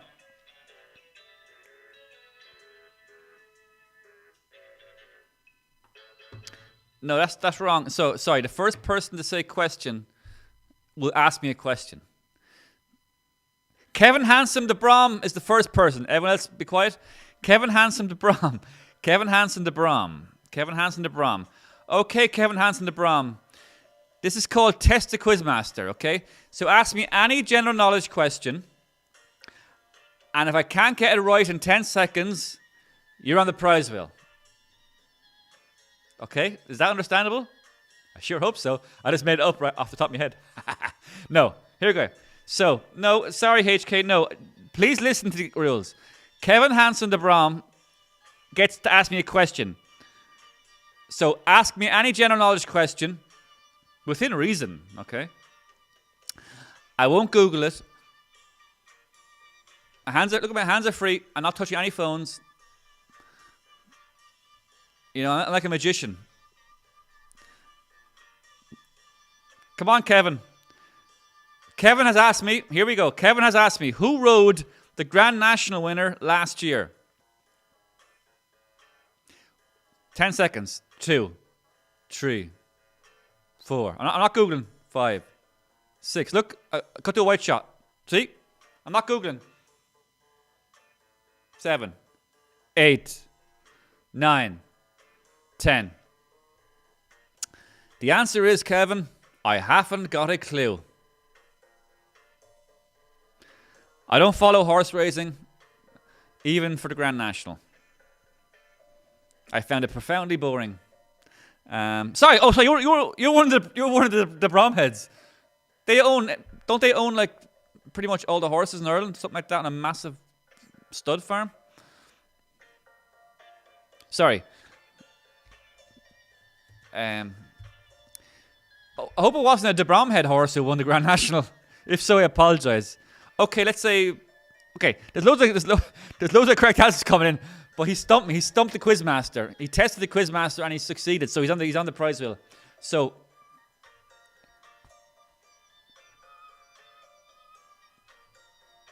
What's his name? Kevin. Kevin Hansen, the Bromhead. He's the handsome one.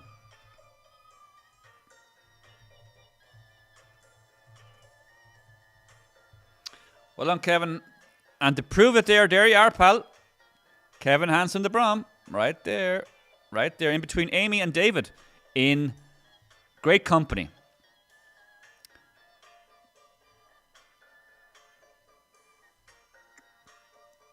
Okay. Now, who's the next person? Here we go. So the next person to say question is HK Stewart. HK Stewart. Test the Quizmaster. What's your question, please, HK?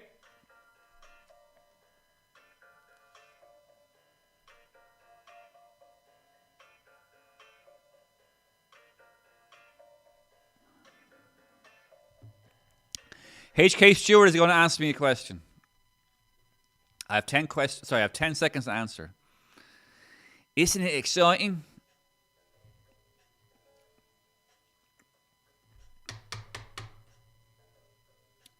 This is the penultimate round, ladies and gentlemen. I got to be out of here by midnight. My studio literally shuts down at midnight. It's on a timer. The lights, internet turns off. That's the way it is here in the entertainment quadrant in the Glen. You know. There's no messing, and a tight ship is always run. Sorry.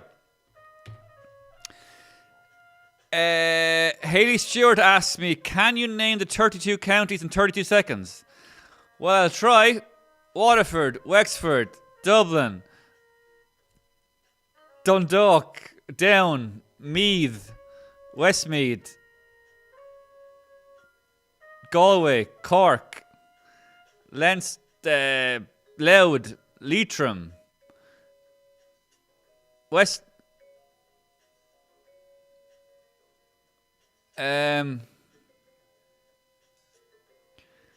Cork, Kerry, Clare,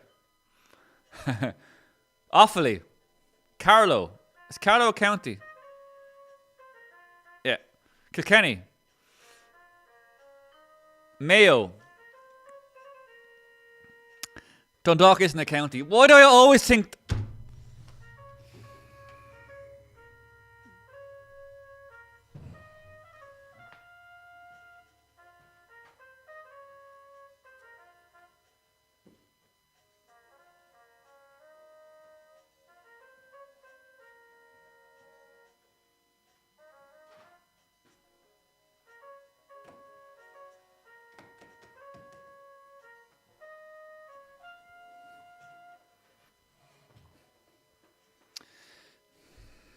I want to apologise. I want to apologise to the people of Dundalk. I've got a problem with Dundalk. I always think Dundalk's a county. I can't get it out of my head. I have these things stuck in my head. I think Dundalk's a county. It's not a county. And Harry Carby said that. She pointed it out to me. I blew it. So Hannah, what's her name? Hayley Stewart is on the prize wheel. She stumped the quizmaster. She tested the quizmaster, and I failed. This round is really quite. It's quite harsh on me, really. I think I'm taking it quite well, though. Hayley Stewart is on it again. Well done, Hayley Stewart. Now,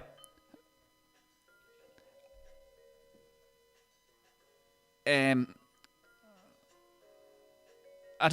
you, Anita. I took a breath and I did come back. I had a little walk around the set, and it's a beautiful set too. And I had a little chat with Crash Test Manny. He's got a lovely head. I love massaging his bald head. His big plastic bald head. Lovely. Now, who's the next question, please? If you want to ask me, this is question 3 of 5. Question 3 of 5. It's not going too well for the quizmaster so far. Question.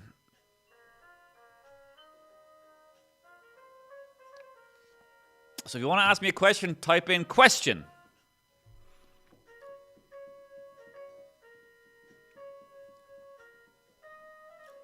Amy Jackman, you have the honors. So, Amy, you ask me a question, please, and I'll have 10 seconds to answer. If I answer incorrectly, then you are put on the prize wheel. Which will be your second time on the prize wheel tonight, which doubles your chances of winning the prize. Max O'Sullivan says, what insulting name is given to the Houtson? No, I don't understand that at all. So we're waiting for Amy Jackman's question to come in here. It's in. What's green and smells like bacon?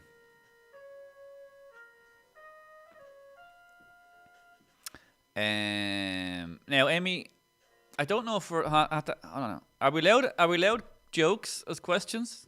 I'm presuming that's a joke. It mightn't be a joke. If it's not a joke, I apologize. So Amy has asked me, what's green and smells like bacon? Okay. So I'm going to say, utilizing my comedic knowledge and wit. As you can see, I'm not googling anything.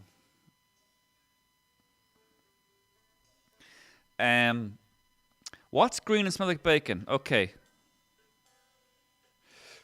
My answer is a dead pig. Is that correct?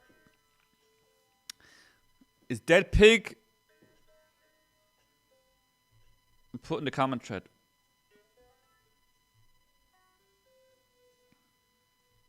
Is a dead pig the correct answer?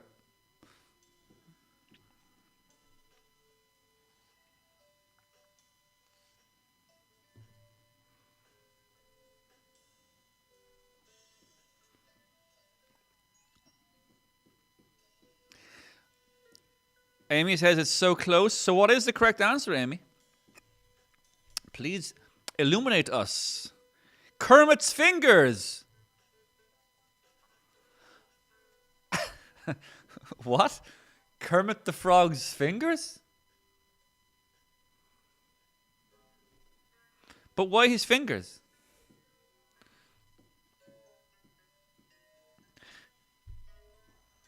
I don't fully get that. So Kermit is a frog.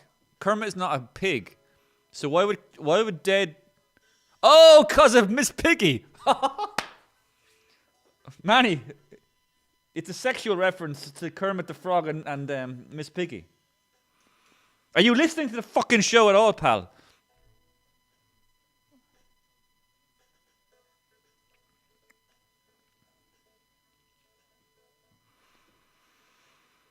I don't know. You can't get the guests nowadays. You just can't get the guests. You can't get them. Can't get them.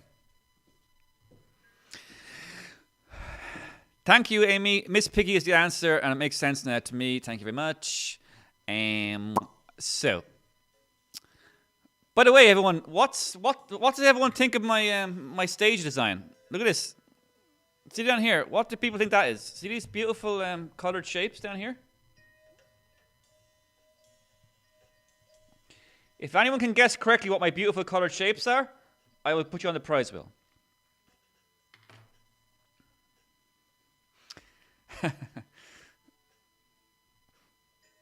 And we're back. So, we're now on to the final question in this round, which is called Test the Quizmaster. And who wants to ask me a question? Type in question. Do it now.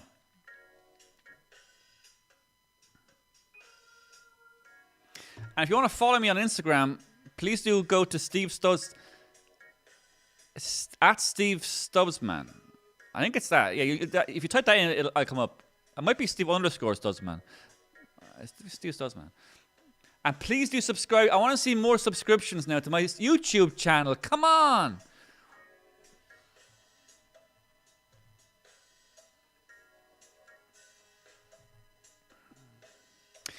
Okay, so let me see. Okay, the first person to the first person to say question is John the Bromhead. Okay, John the Bromhead, give me your best shot. Give me your best shot, John the Bromhead. So here we go. This is the final question in this round. I think it is anyway. Yeah. Remember, the show must end by midnight because here in the entertainment quadrant, the council are very, strict on electricity and so on. Everything shuts down at midnight, especially when there's a storm coming in. So we're all now waiting with bated breath and anticipatory delight what John the Bromhead is going to ask me. You know what I just realized? I just realized that the market bar is open till 2 a.m. tonight. Sorry, that's not relevant. Here we go. We're all waiting for John the Bromhead to answer me. Sorry, question me, in fact. Question me.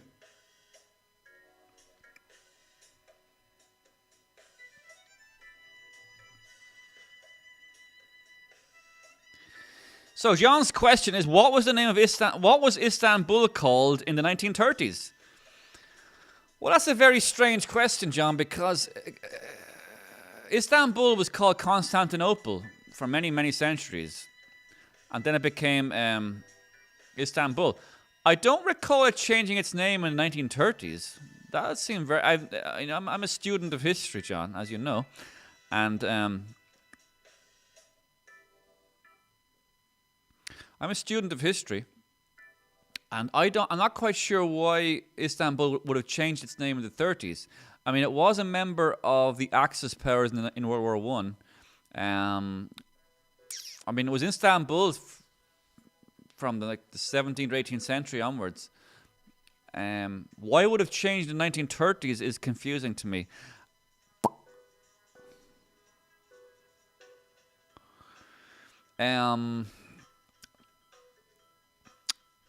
It was called Istanbul in the 1930s. I see no reason why it would have been called anything other than that. I know Ataturk was the dictator of Turkey during that time. Unless he... Okay, so it was Istanbul. Am I correct? It was called Istanbul in the 1930s. Mag said I failed YouTube. Fantastic tonight. Did YouTube crash? Mags is answering on YouTube and Facebook simultaneously. I don't know how she's doing that. It defies the laws of Newton's gravity law. Joanna's back with us. Lisa Cody's back. Hello. Oh, Lisa Cody. Welcome.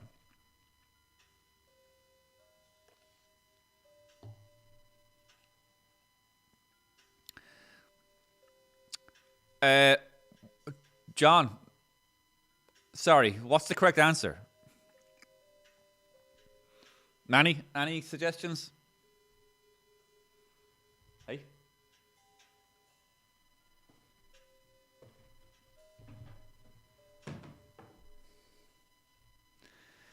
Yeah. I think he's been on the sauce. Bit of a drinker. Hoping to get a better quality guest next time.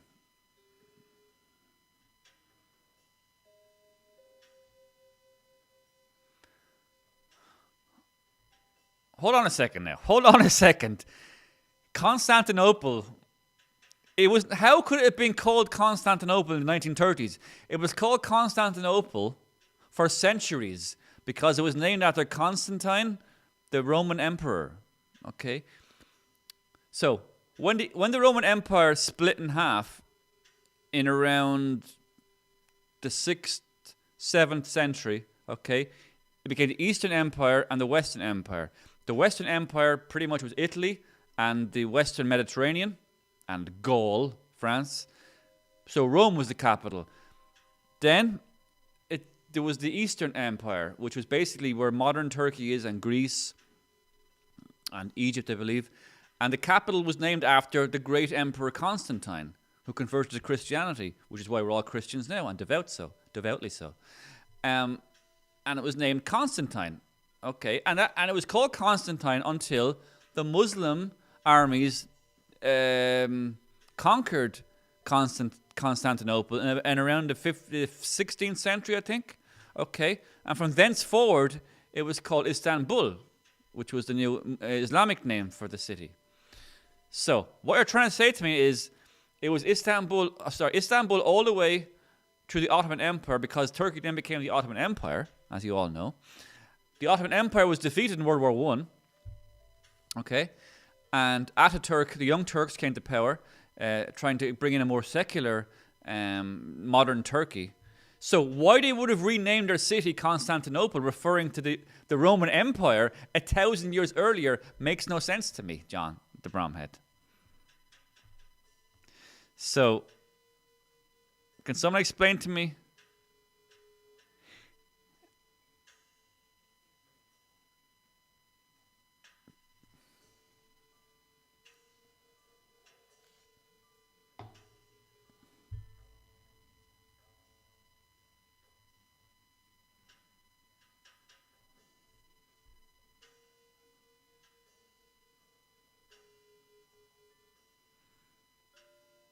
Oh, yeah!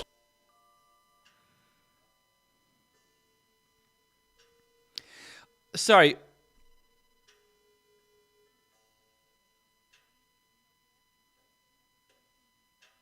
Yeah, I'm right. Harry O'Neill is Harry O'Neill. Harry O'Neill has come to my rescue with the correct answer. Hold on a second now. Kevin Hansen is John the Bromhead's son. I thought it was his uncle or something. How many children? I don't understand how many children the Bromheads have. I thought he was like an English cousin or something. Hold on a second now. Okay, no, sorry. Now, hold on a second now. Let's backtrack a little bit. Okay, let's backtrack. Constantinople. Okay. I can see what's happening now. Constantinople was the... Okay, so Constantinople is the Roman name. Is the Roman name for modern Istanbul? Okay, that is correct. I am correct there.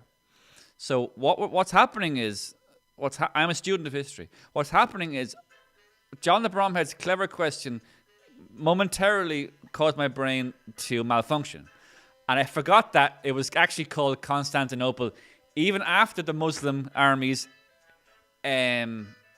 conquered. Am I right? So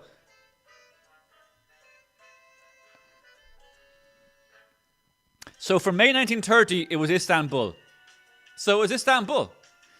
Now, it's very clever. It's very interesting what happened there. My brain, because obviously I'm a student of history, so I know that Constantinople was the old Roman Empire name for what's now Istanbul. Okay, but what's interesting is maybe it didn't become Istanbul till the 1930s. What? Can someone tell me when officially it became Istanbul? Okay, we have to do this together now. I've had enough of this nonsense now. Come on. I will not be. This is insolence. This is insolence from my quizzers. They knew that this is my weak spot. They knew Constantinople and the naming of Istanbul, and when the Muslim armies marched in the 16th century. Why did they keep the name? Why would they have kept the name? It makes no sense, John. Why would they have kept the name Constantinople, an old Roman name, when they had just invaded the capital of Turkey?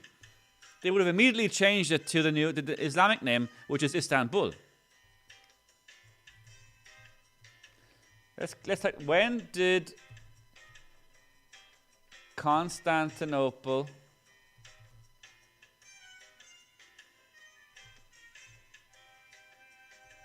I can't spell Constantinople. Constantinople. When did Constantinople become Istanbul? No, when? What year? What year did 1930. The 1923 Treaty of Lausanne formally established the Republic of Turkey. Okay, we all know that. Which moved its capital to Ankara. Okay, Old Constantinople, long known informally. Hold on a second now. Here we go.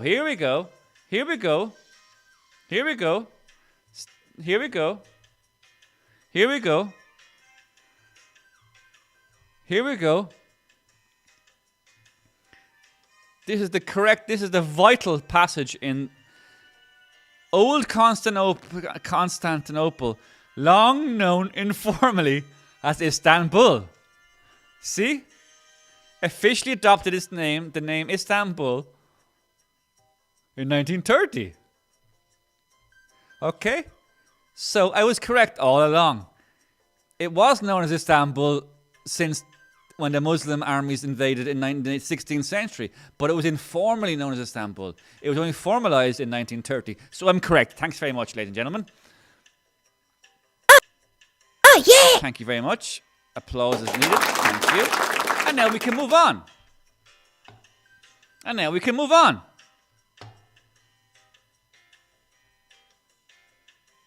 And we've learned a lot, haven't we? We've learned. That's the joy of the Quizcast. We're learning as we're being entertained. Look at this guy. Will you sit up straight, pal?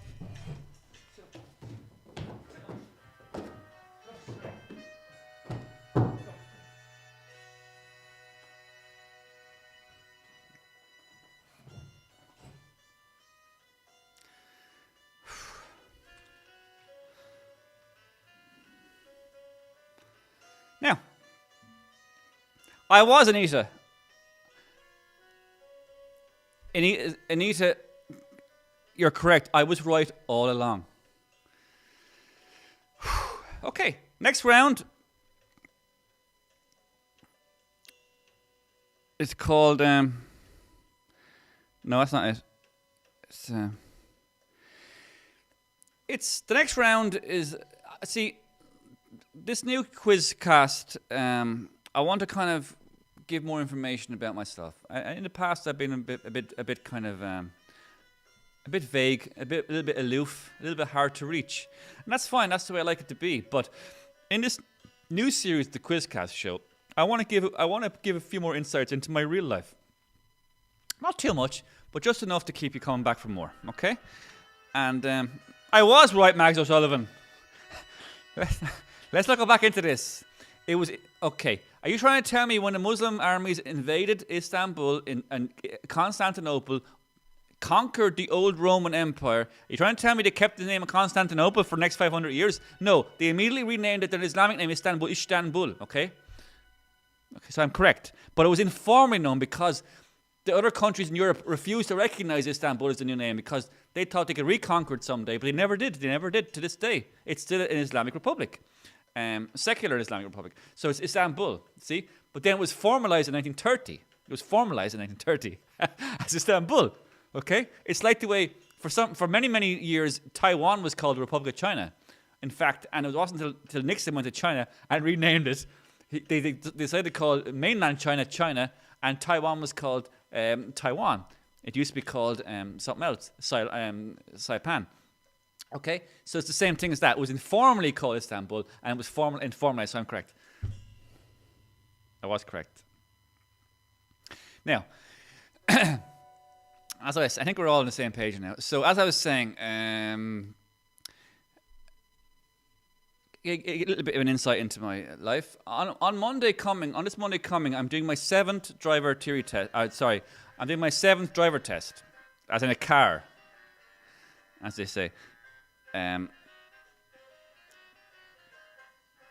Okay, so as you may know, I'm a man in my early 30s to mid 40s, and I started learning to drive in my mid to late 30s, and it was a very bad time to start learning to drive because I was really not good at it and not really good at learning at that age.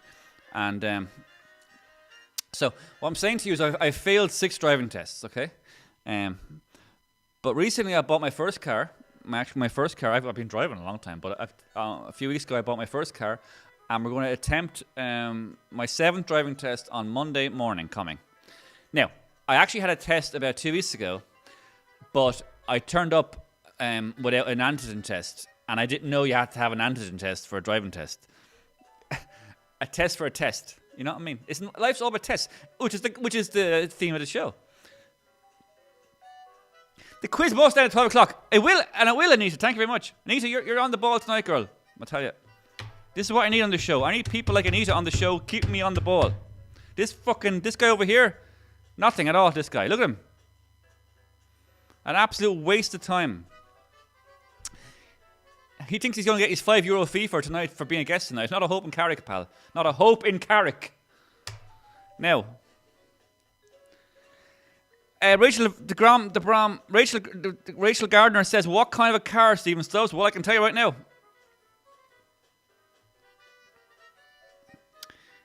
It's a beautiful 2011 Renault Fluence, which is French for beautiful.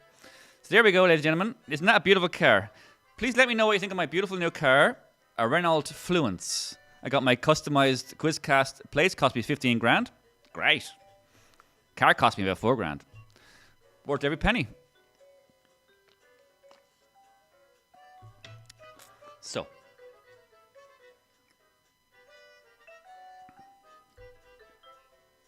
Thanks, John. John likes my car.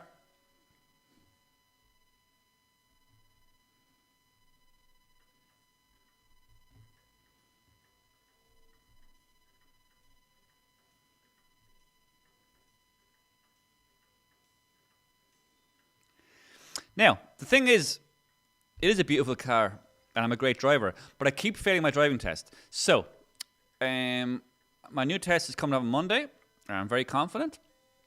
But I want to basically, at the start of each, I know most of you don't remember this, but when you do a driving test, they sit you down for like 10 minutes and do the theory test bit. Now, interestingly, I usually do very badly at that part. I do quite badly at that bit as well. So I'm trying to do as many theory tests as possible over the next few days. And tonight I said, you know what, I might as well multitask a little bit and also include a theory test in this Quizcast because it's about tests anyway, because that's the theme of the show. So we're going to do about 10 questions. We're not going to do all the questions because it's really boring. And so let's do 10 questions together. Here we go.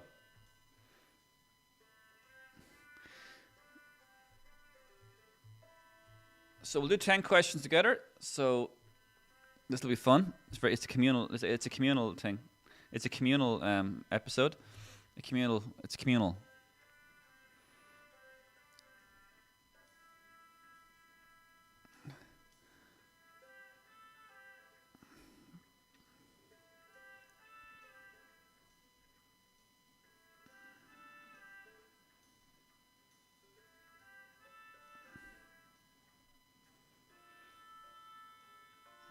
Okay, so what does this sign mean? Abattoir ahead. No animals permitted ahead. Possibility of sheep ahead. I think it's possibility of sheep ahead.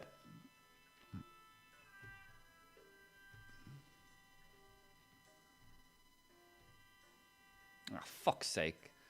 Sorry, ignore that. A driver notices... I don't know what happened there, sorry. A driver notices that the wiper blades are worn. What should they do? Roll down the window and drive slowly. Have the blades replaced as soon as possible. A driver notices that the wiper blades are worn. What should they do? A driver notices that the wiper blades are worn. What should they do? A driver... Yeah, sorry, it's sheep ahead, yeah. Sorry, it vanished for some reason. A driver notices that the wiper blades are worn. What should they do? Get the fucking blades replaced as soon as possible. Yeah. What should a driver be aware of when approaching a vehicle which is attempting to park? What should a driver be aware of when approaching a vehicle? The driver may have to stop and assist the driver parking. The driver may have to stop. Yeah, I think that's it. The driver should stop and assist the guy parking the vehicle. You should get out of your car, put your car over, get out of the car, and help the person park.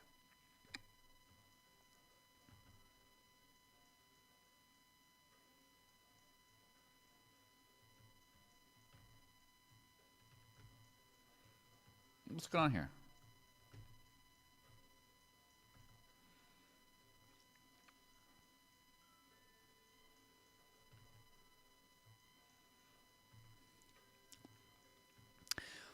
What danger should a driver allow for over the brow of this hill?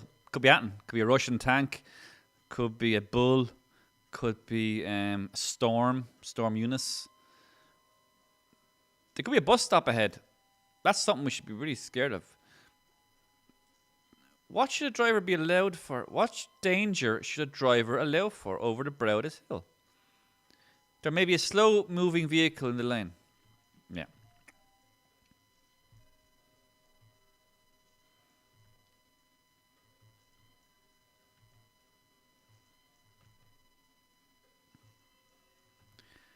According to the pre-crash report, what type of vehicle were the majority of people driving when they... According to the pre-crash report, what type of vehicle were they... A private car. What does this sign mean? Oh, I don't know that. Oh, it's staggered crossroads. What's a staggered crossroads?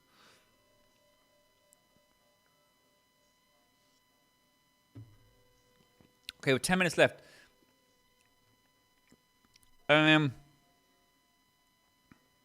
Okay.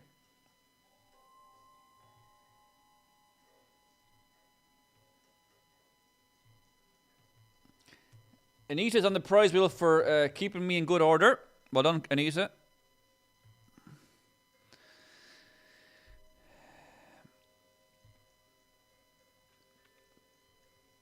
Now, I kind of overlooked one small factor in that round, as I couldn't quite figure out how that round, obviously it helps me with my theory test, but How does it help you get on the prize wheel?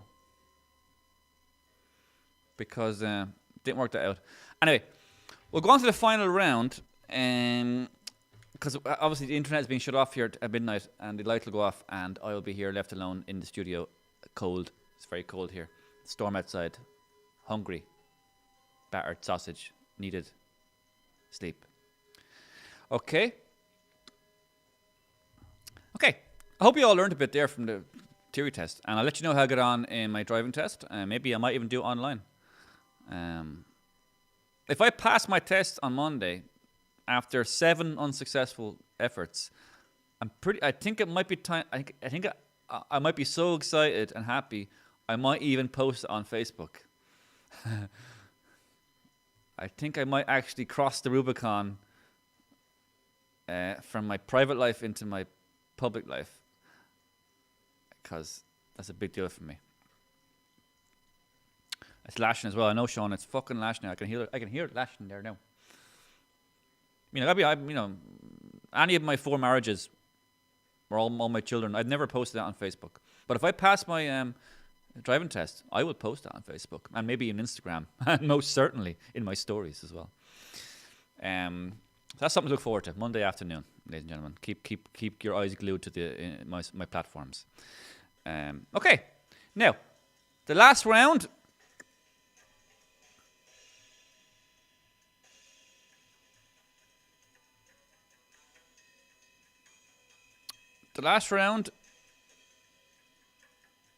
Just a reminder of my car. Isn't it beautiful? That number plate costs an absolute fortune. Final round, ladies and gentlemen. Final round.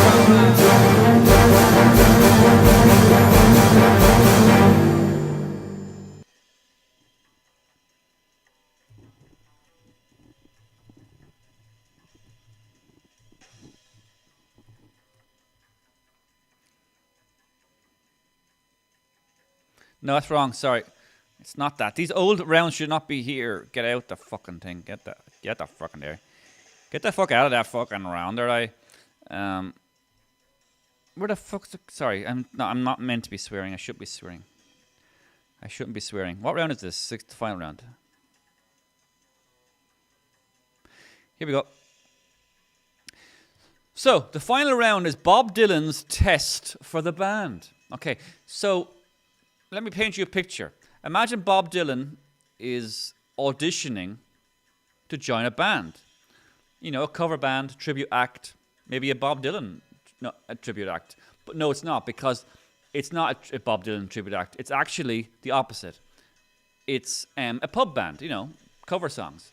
So, imagine Bob is just any other musician auditioning, Now, what pub bands and cover bands and tribute acts want, they want an artist who's got a huge range of musical chops, a lot of chords, a lot of vocal range, and can just pull a song out of the air like that. Because great cover bands can play 2,000 or 3,000 songs of a night, no problem at all. You know what I mean? No matter what the crowd scream at them, bang, they can do it. So let's imagine Bob Dylan. Let's imagine Bob Dylan is going for an audition for a tribute band or a cover band.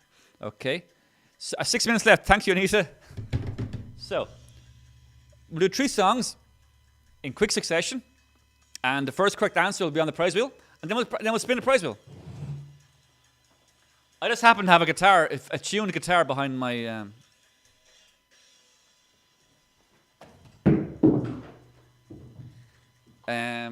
Sorry. I'm sorry you had to see that.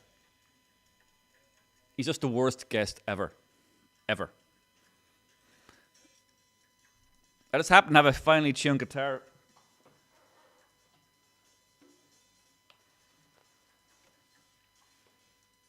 Okay.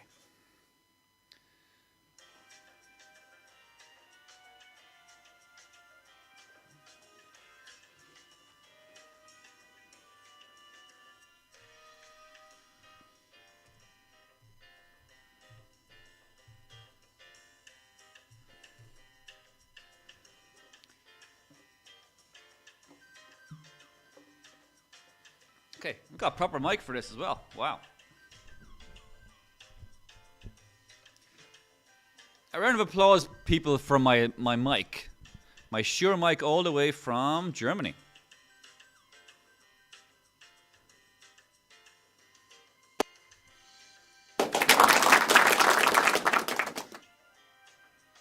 Okay.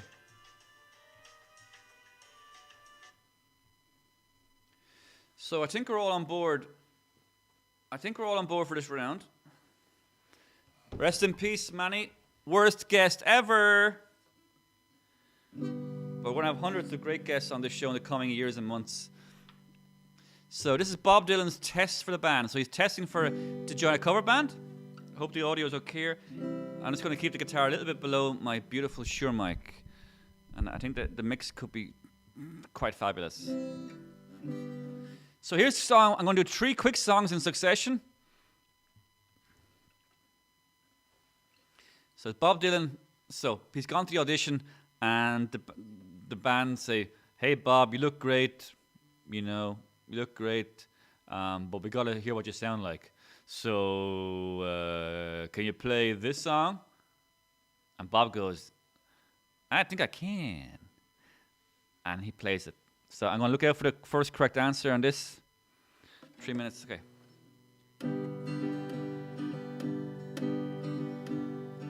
When the peems in the cream, drop it like a tad.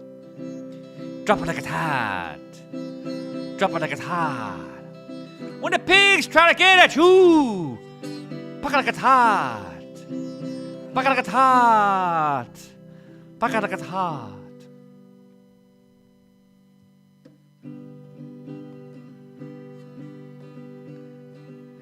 Got the roll in my arm, and I'm pouring Sean down.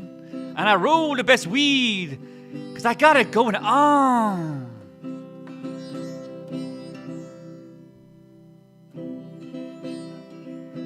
Ooh, I'm a nice dude with some nice dreams. Oh, see these ice cubes. See those ice creams. Anyone? Strange silence has descended upon the Quizcast. Are we still on here? Daniel O'Connell got it right. Good man, Daniel O'Connell. I think there was a lag there, but it was Daniel O'Connell got it right first. Good man yourself, pal. You're on the prize wheel.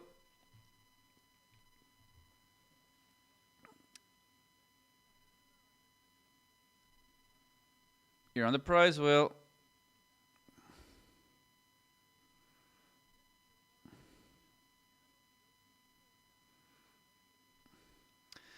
Good man, Daniel O'Connell. That's your second time, I believe, sir.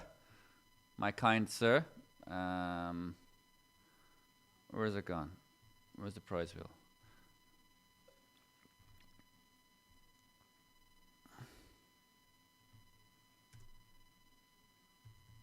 Daniel, my brother. You're not actually my brother, but so many cameras. This is the iPad cam. This is the white shot. Ah, poor Manny. Okay, less than a minute. Less than a minute to win it.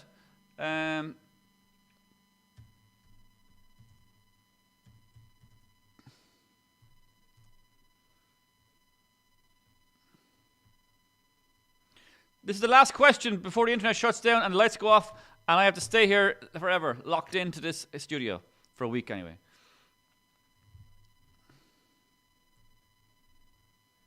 Here we go.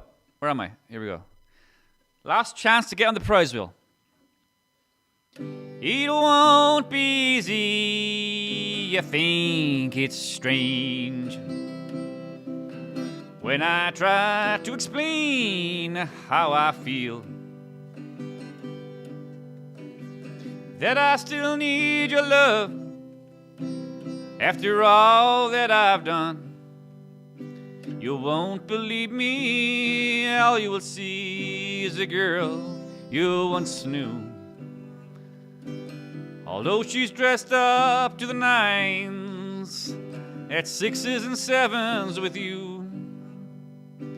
I had to let it happen, I had to change. I couldn't stay at all my life down that hill, looking out of the window.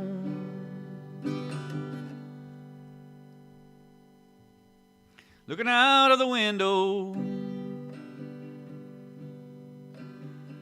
Running around, trying everything new, but nothing impressed me at all. I never expected it to. Don't cry for me, Argentina. The truth is, I never let you down. Yes, sir. It's Don't Cry For Me, Argentina. It's Shauna Farrell. Shauna, I saw your correct answer, but I was enjoying singing that song so much, I kept going. So Shauna Farrell has the last correct answer to get herself up on the prize wheel for the third time, probably. And thankfully, you know when you have a gas meter or an ESP meter, it gives you like a little grace period, like 5-10 minutes, or like a 5 or 10 euros. Thankfully, I've been given a grace period of about five quid to keep the electricity on, so we can spin the prize wheel. It's just for that, it's one of those prize wheel implications. So, a bonus name I'm going to put on it is Will Stewart. Good old Will. I like to put at least one bonus on. So Will Stewart, congratulations, HK's father. Not Bill Stewart, but Will Stewart. Now, here we go. We're gonna spin the prize wheel, just like old times.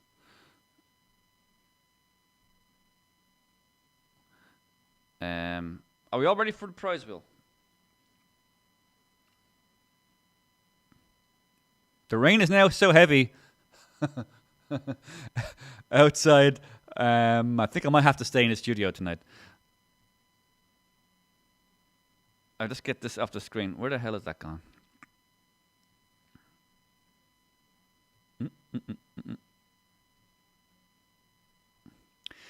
Okay, let's go full screen. Let's go all the way. Here we go, ladies and gentlemen. It's the prize wheel. Hello. The winner of the prize wheel, the first prize wheel of the new Quizcast show, will win a €25 all gifts voucher. If you live outside Ireland, I will convert that into an Amazon voucher or into any cryptocurrency you desire. Here we go, ladies and gentlemen. There's no music. Okay, there's no music, but I have to kind of... Have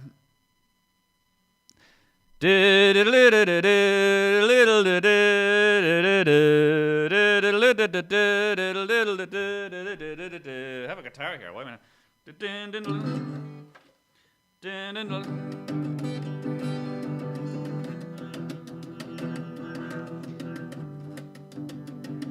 Will Stewart, Daniel, Harry, Shauna, HK, Evan. Oh, Evan, John LeBron, Daniel O'Connell, Hannah.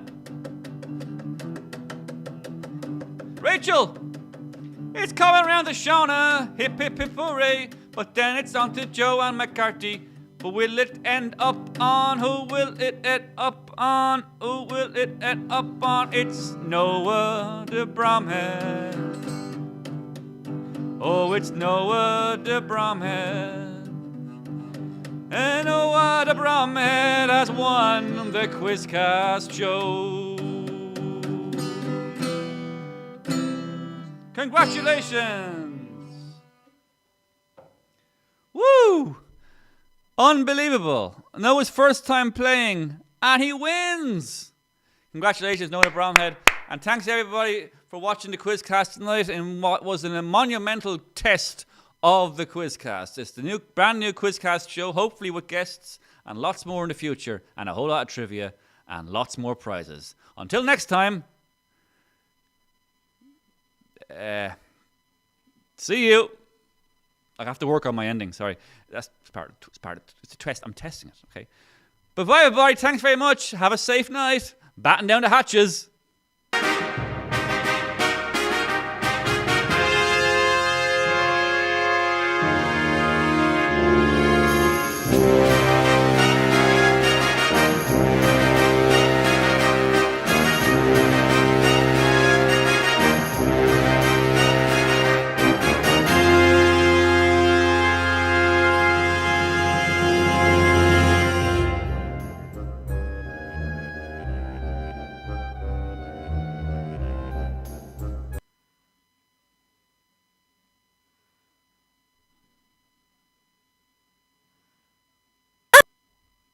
Oh yeah! Oh yeah!